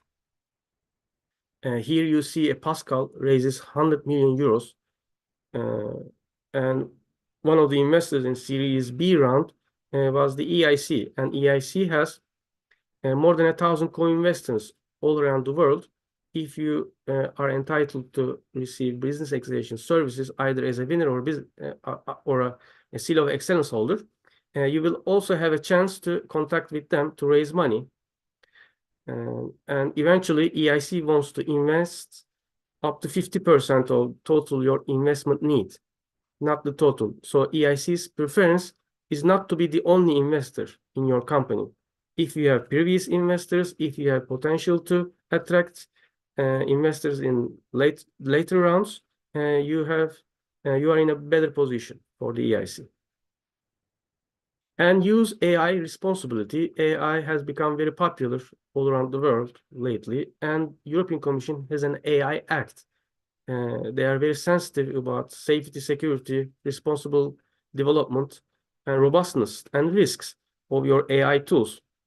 So if you use AI in your project abstract, project proposal, please be careful. If you are just using as an external tool to write your proposal for reporting or for hiring, for instance, if AI isn't your added value, then do not emphasize the use of AI in your project, because otherwise you'll be subject to an additional consideration under excellence criteria. When the evaluators look at whether your technology is at tier 5 or 6, 7, or whatever you say, they will also look at how you ensure safe and robust development and commercializations of your AI technologies. So this can make or break your project. And 9, embrace diversity and equality. As you know, SMEs are not required to have a gender equality plan as universities and research institutions, but there is an evaluation criteria mentioning gender balance in the project team. So you need to give equal opportunities to men and women.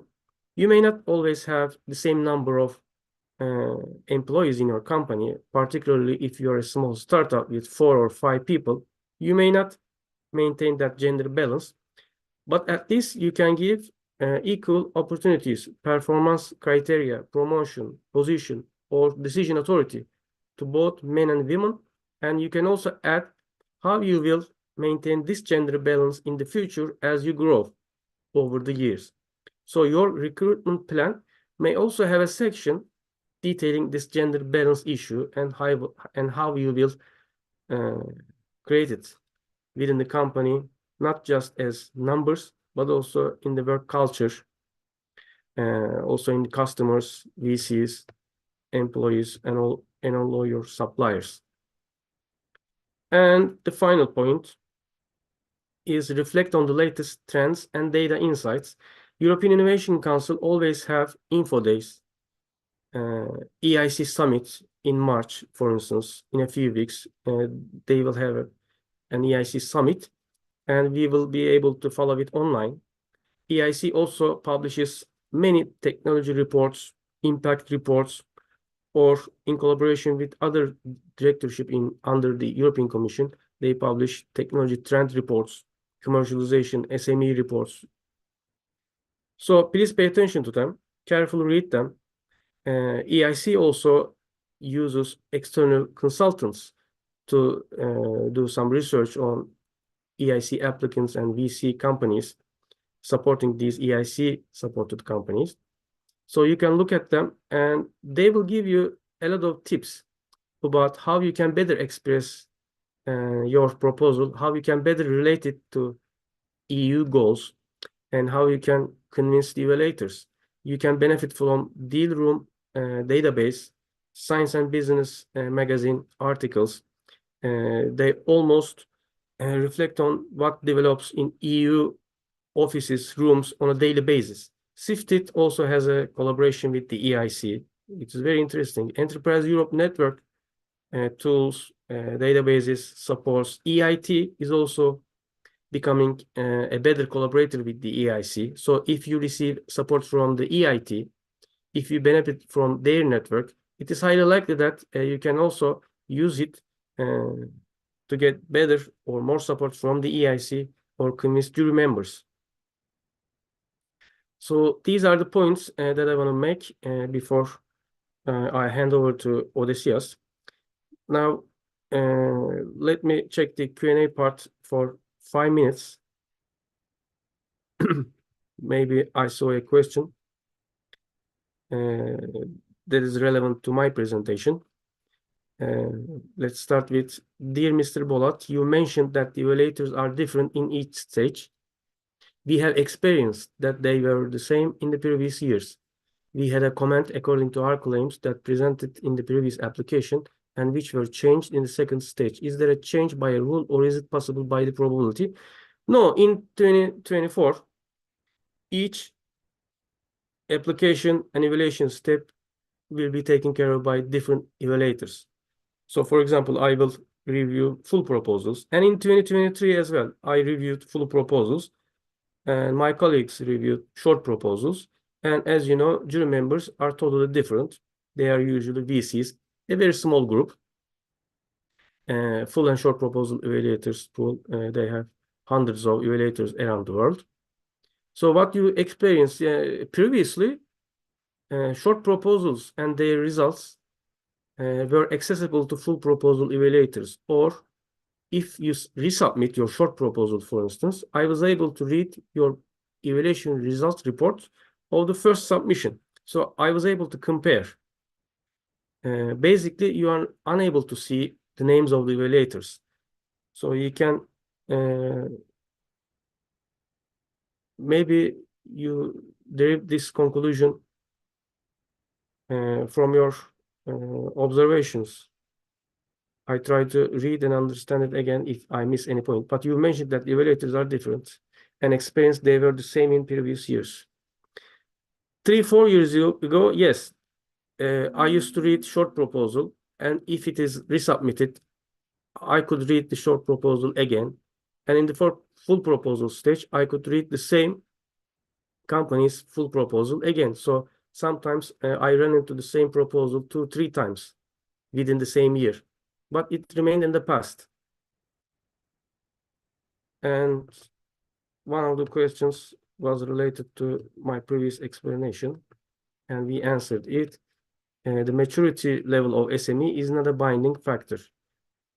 Yes, we see companies winning accelerator support. They were established 2 months ago. Some were founded 20 years ago.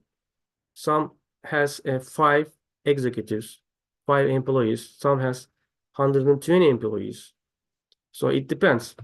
Basically, what differentiates a winning and losing applicant is how much they are committed to their current project. If you have 5 people working on the same project for the last 3 years, it is better than having a company with 120 employees, but only 2 of them are committed to the project in the last 6 months. So, but my understanding was EIC would only invest in the projects that have no VC investment. If we get commitment letters from VCs, would it not impact our non-bankability in a negative way? Yes, you need to ensure a balance. If you already have investors in your company investing in your current project, then you don't need EIC because you already have enough money.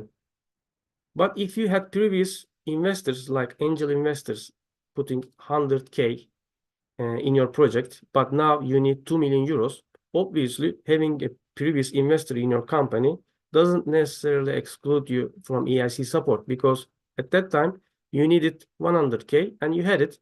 Now you need 2 million euros, but that angel investor doesn't have that much money, so you need EIC support. Or if you are organizing a VC round and EIC will be one of them, you need 5 million euros, but the current investors invest in 1.5 million. So you will need that extra 1 million euros from the EIC. So the point is having less investors or less money than your total need. I hope this is clear. So my time is almost up. If Odysseus is available, maybe he can complete my answer to this question, or Nicholas. Excuse me, Sure, sir. sure. I was finishing my presentation and Yes, no, I saw it. I didn't listen your last question. let me repeat. My understanding was EIC would only invest in the projects that have no VC investment. Yes, yes. If we get commitment letters from VCs, would it not impact our non-bankability in a negative way? So if I have investors, why do Yes. EIC or other investors invest in my company? But if I don't have any Yes, investors, yes. they don't invest as well. So is it better to have investors or not? I think it's good to show that you have some support from private investors. Now the thing is how much money you need, because obviously private investors wouldn't be willing to give you all the money that you need, and would like a certain reassurance by the EIC that you will also get some public support. So I think one does not exclude the other, and sometimes it's good to show that you have the support of private money, just not enough to complete and implement your idea. So you need EIC to take the extra step and give you the risk money that the investors are not willing to give. Right. And as a follow-up, if I may say, yes, this is totally true. You need to have, it's always more than welcome to have some external funders investing in your proposal, in your project so far.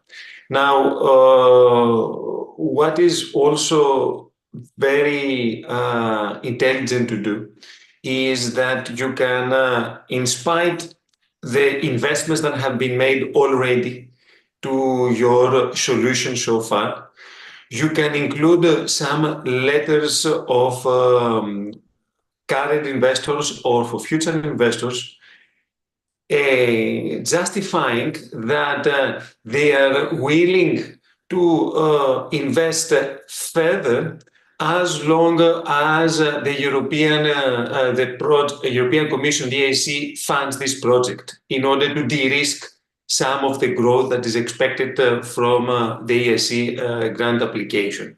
And also at the same time, you can claim that due to nowadays there is a lack of private funds, or private funds are reluctant to do further investments for the time being. Therefore, it's always more than welcome to have the EIC grant or equity support. Right.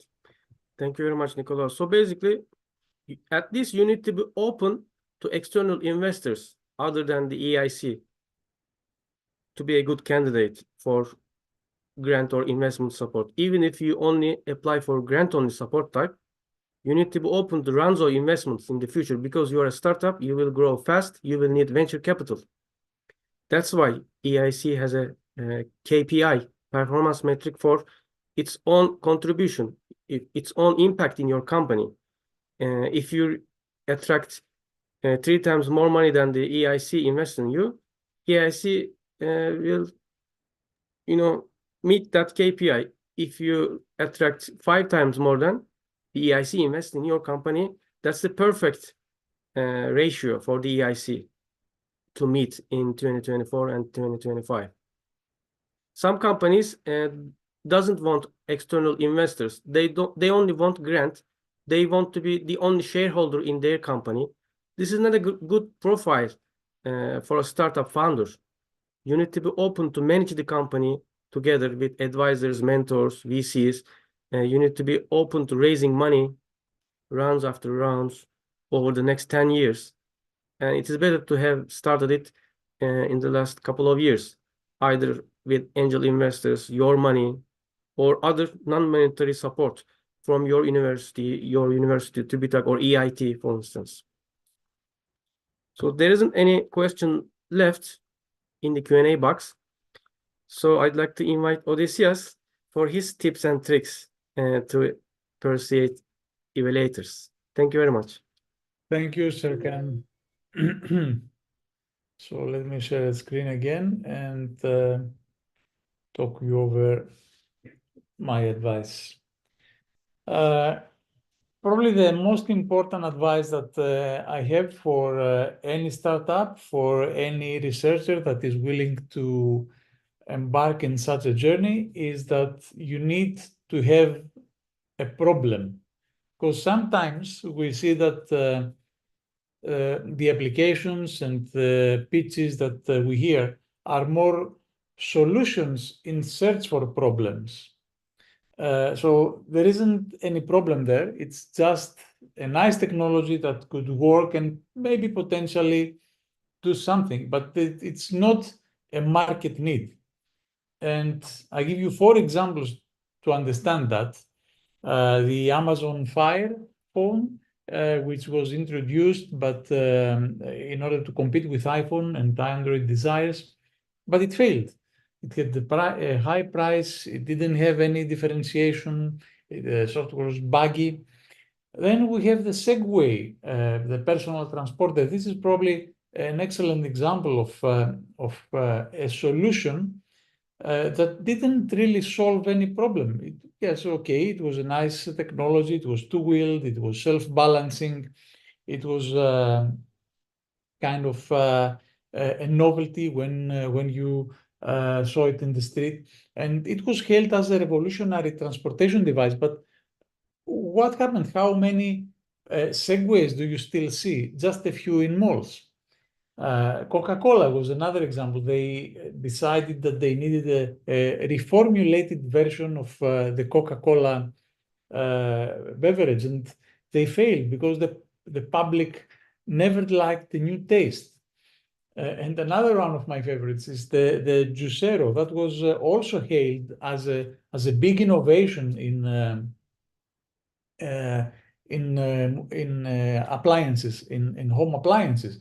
And in fact, it was a $400 juicer that did nothing else than produce juice. And you couldn't even use it on fruits. You had to buy a packaged juice, which you could even squeeze by your hand, and you had the juice that you needed. So it was a failed technology. It was a solution in search of a problem. So, as a takeaway, you need to identify the real needs in the market before developing any new product. If you believe that you have a product or a solution, make sure that there is a problem and somebody would like to buy that. There is no need to create a solution in search of a problem.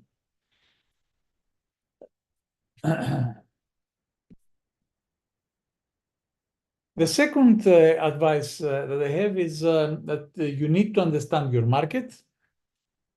You need to make sure that there is a market, of course, as we said previously, and you need to understand this market and make sure that this market is aligned with whatever you have to offer to that. There are plenty of examples of companies that were well established in their market, but they lost this advantage. Blockbuster, for instance, it was one of the, if not the biggest, probably one of the biggest services in video cassettes and video rental. But they failed to see the adaptation and the rise of the streaming services. They were focusing only on physical rentals. They ignored the digital content, and they became obsolete. Britannica, it was once the gold standard for encyclopedias. Again, they failed to see that things were changing. Internet was taking over the world, the online world. Wikipedia was there. It was a collaborative asset. They never caught this wave of innovation in internet publishing. And in 2012, they ceased public publication. They still exist, but they have far less users, and the content is not what it used to be. Sony Walkman, they revolutionized the portable music in the 70s. Everybody had a Walkman, but they were blind in the rise of the MP3 player. They sticked into the old devices. So again, they failed to adapt into a new technology. BlackBerry, it was the same situation. They were the leader in smartphone market when there wasn't any other smartphone in the market. Then iPhone came, and they never believed that a device such as iPhone would take over the market. They believed that nobody would buy a device without a keyboard. They proved wrong, and they lost their advantage in the market.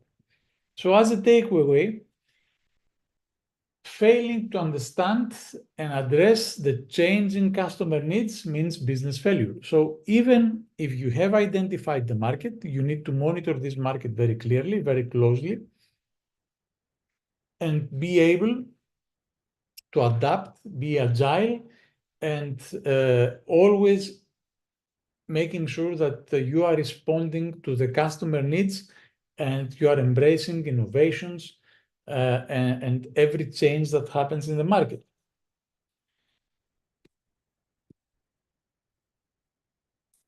Once you have a problem and you have a market, then you need to find your selling proposition. So that's excellent. You have a real problem in front of you, but unfortunately, there are always competitors, as we already discussed. There is no such case where there is no competitor. Even the power of the habit is a competitor.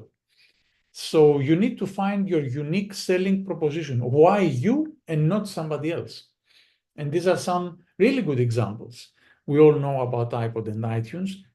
It wasn't just the iPod that made things differently. It was the combination of iPod and iTunes. So the selling proposition of Apple wasn't just a brand new device that could hold millions of songs. It was the combination of this device with a digital music store, the iTunes, that would let you buy and download songs directly into your device. It made things much easier. It gave a superior listening experience compared to anything else that was there at that point. Hilti is a company that manufactures power tools for drills, for constructions, you know the lot. And they saw their sales falling. So they decided to change their selling proposition.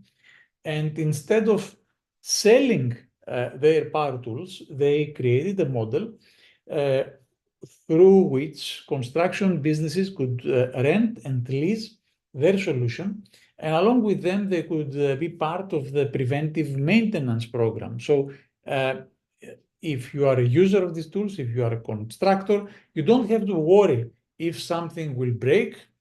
You could buy a maintenance program from Hilti, and you could always have access to new tools. If something breaks, you change it. You never need to own tools that are not utilized.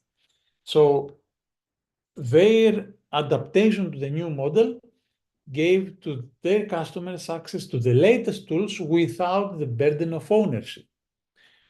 Dell's direct model, for those of you that may remember, Dell revolutionized the way that they were selling their PCs. They cut the middleman, they eliminated them, they started selling directly to end customers and later to businesses, allowing them to configure their PCs in any way they want. And they offered an excellent quality.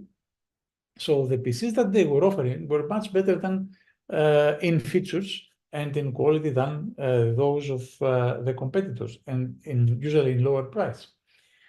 Total Save Club is another one, similar subscription model, which eliminated the need to purchase razors.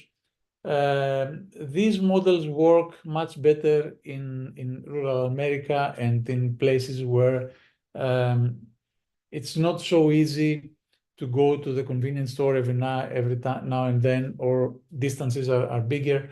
I'm not sure if they will work in Europe, but still it was a good model for that case. So you have a problem, you know the market, you are ready to adapt and create your model, but you also need to humanize your brand. You need to make sure that you connect with your public, you connect with your customers, and not be like one of these companies. In Kodak, we all remember it. Again, it was a pioneer in photography. They lost their edge, and they tried to focus on traditional film businesses, but they failed because digital cameras came up, and mainly the smartphones appeared. So it wasn't just the digital cameras that took their share of the market. It was the mobile phones, the smartphones. Compaq was also one of the examples of a leading computer manufacturer. They lost their position to Dell, and they were bought by their competitor, Hewlett-Packard. Nokia, well, we all know Nokia. They revolutionized the mobile phones. They had excellent models, excellent quality, but again, they failed to embrace the touch screen technology and the new operating systems. Boeing, it was once the symbol of American aviation, but through the last 20 years, especially the last 10 years, they keep having problems. They had 2 horrible accidents with their 737 MAX aircraft. It was grounded after 2 fatal crashes. Their reputation plummeted. And now even when I fly, I want to make sure that it's an Airbus and not a Boeing. So the key takeaways here is that you need to tell a story that will humanize your brand. it will connect with your audience. You will need to share your mission, your vision, your passion, your values, your ideas. And through that, you will be able to gain more customers and convince investors as well. So you need to tell a story throughout your presentation, throughout your journey to find more money. You needed to tell a story. You tell a story to customers, you tell a story to investors, you tell a story to partners, to strategic partners, to whoever you want to work with, or even to competitors. You tell a story to competitors as well. And to tell that story, you need to keep your message clear, simple, and repeatable, so that people remember it. So you avoid any technical jargon. You try to be authentic. Serkan also talked about that. You need to be yourself. You need to be true to your brand and to your values. And these are some great examples. Apple, for instance, it's simple, it's easy to understand, it's aspirational, it's inspirational. It has a clear brand image backed by Apple's products and with excellent marketing campaigns. Same as Nike. They're empowering, they're motivating, they have excellent slogans, they connect with their audience. One-click shopping, it was one of the great model innovations. It was patented by Amazon, the one-click shopping, later used by many other companies, including Apple. And it was a revolution because it is something so simple that and the implementation of it was so flawless that indeed it was excellent. And it was probably the key to the Amazon success. Don't Be Evil was also a strong message that connected with the user in the early days, and it gave it became an ethical standard, and it differentiated Google from its competitors. Unfortunately, it is not anymore there. So it used to be in Google's vision and mission. It's not anymore there. So we already talked about the great team. I told you in the last presentation that the team that we are presenting is probably one of the most important aspects of your presentation. So you need to build a great team that will share a vision, that will have complementary skills, will be able to work together in a collaborative way, using a culture that it's using a communication culture so you can understand each other. And of course, the team needs also to be resilient. So that means that the team will not scatter once the first difficulties arise. It will stick together, it will be motivated, and it will have commitment. And here are some examples for great teams that revolutionized their companies and took them to lead them to success. You can see about more information on these aspects when you look at the presentation. So how do you prepare? How do you start building all these aspects that we discussed? First of all, you need to learn from others. There is an abundance of information out there, business models, case studies, examples, templates, videos, everything. So start making use of these.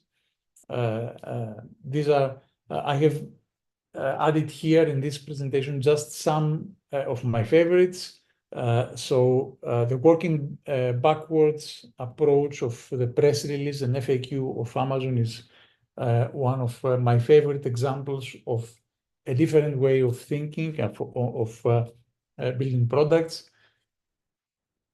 You need also to work on your storytelling. This is very important. how you need to improve your narrative using a powerful story playing, presenting examples, convincing your audience. And of course, you need to practice and be able to talk like a pro, like the speeches and the presentations that you see on a tech talk. This can be learned. There are tricks, there are advices, there is a template for that, and you can find it here and start working on it. Doesn't mean that you have to follow it line by line, but these are excellent advice if you want to address an audience. So to wrap it up, remember, you need a problem, not a solution for a problem, but a problem that will have a solution.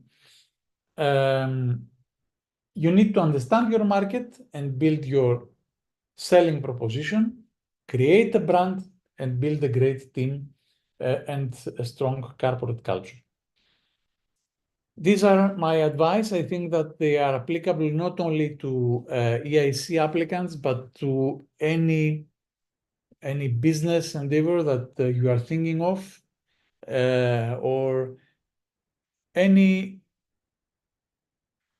project building or any team building that you may need throughout your business career. Thank you. Thank you very much, Odysseus. It was a very colorful presentation. As you said, it is relevant for all startups, entrepreneurs, innovators, researchers, and venture capital firms, actually. And this is one of the things that I always try to highlight. Actually, European Innovation Council doesn't have a universe of its own. Whatever you think your project is capable of, whatever the VCs are interested in, whatever customers are ready to adapt, EIC is interested in those projects, teams, ideas.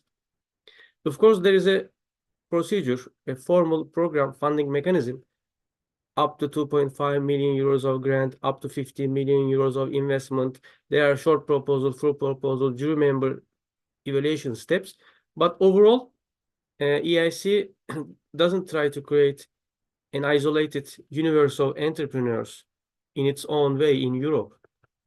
It is always collaborating with venture capital firms all around the world, researchers all around the world. And among the evaluators, there are many experts from countries other than EU member states, like Brazil, even China. I mean, also, although China and Korea or some countries are considered as a competitor or some type of enemy in terms of sanctions, etc. But when it comes to innovation, research, and venture capital, there are many ways to collaborate with all those entrepreneurs actually located in those countries. There's a question. If we have a few more minutes, maybe we can answer that question. And as an engineer, from a personal perspective, one of the most appealing features of Accelerator Support Program is the opportunity of easing EU market penetration and creating further opportunities for further development and collaboration.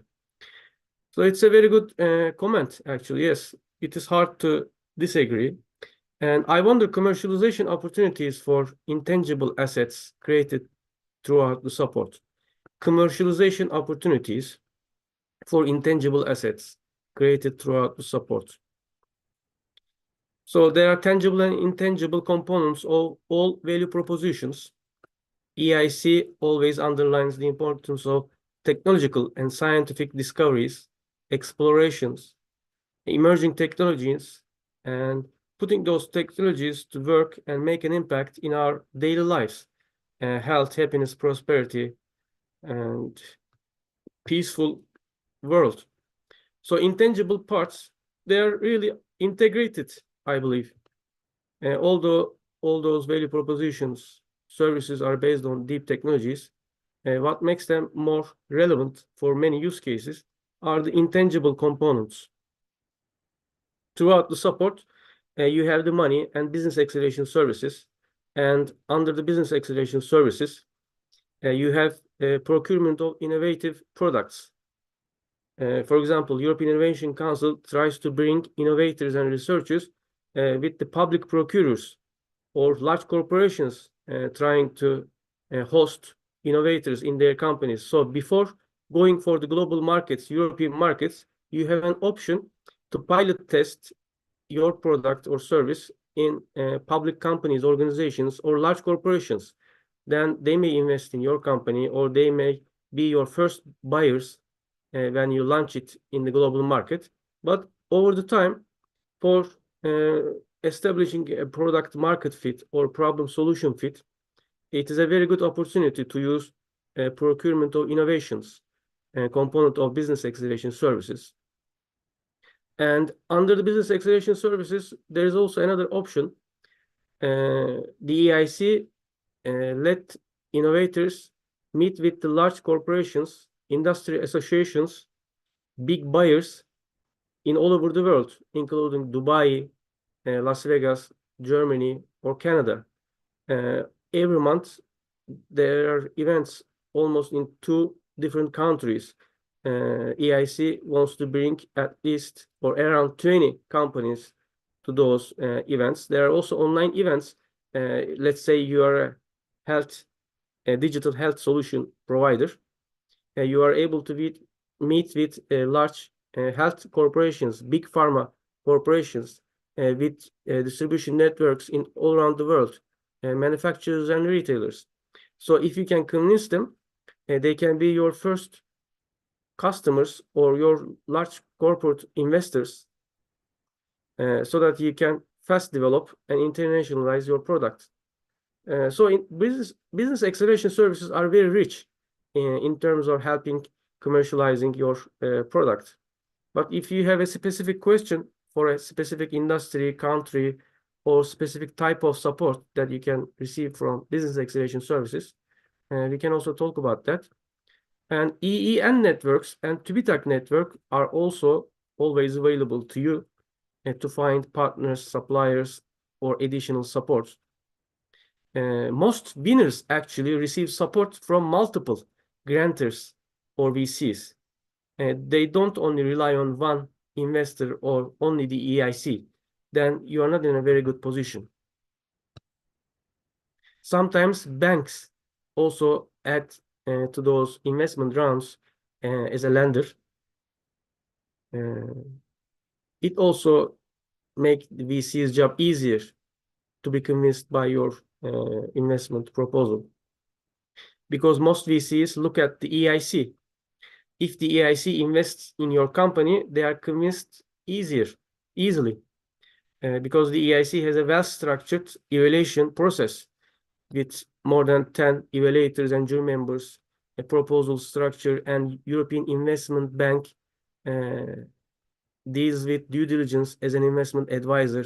There is also external contractor to manage the funding process.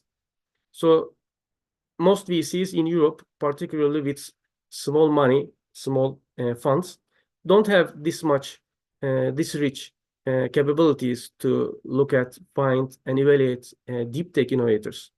So EIC helps you to convince other investors as well. And interestingly, EIC itself is also interested in whether other investors are interested in your company. That's also a very interesting point. So you go to VCs and you will say, EIC will invest in my company. Would you invest in too? If they invest, they will say yes. Then you will go back to the EIC and you will say, if you invest me, other VCs will also invest in my company. So you will use those 2 parts or 3, 4, 5 parts to each other. So in a good way, actually, of course. And eventually you will try to raise money from multiple investors. You will try to create an investment round rather than investing from just one grantor or investor. So these are the questions. These are our presentations. We will have another webinar on Wednesday afternoon, and we will have a physical event, one-day, full-day event for both short and full applicants in Ankara on next Monday. So those links to register for those events are already shared with you on chat box and also on our website. You can also direct your questions to us March 13, we have just 9 days.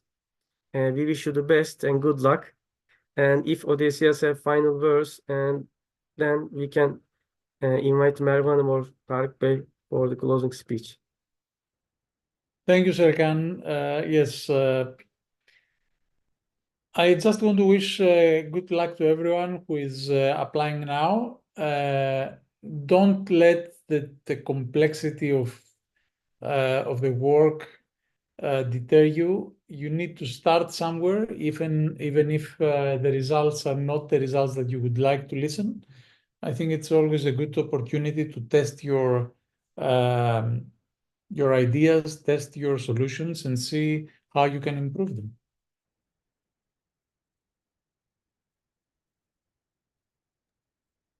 I also would like to thank all the participants and our valuable experts for their participations and presentations.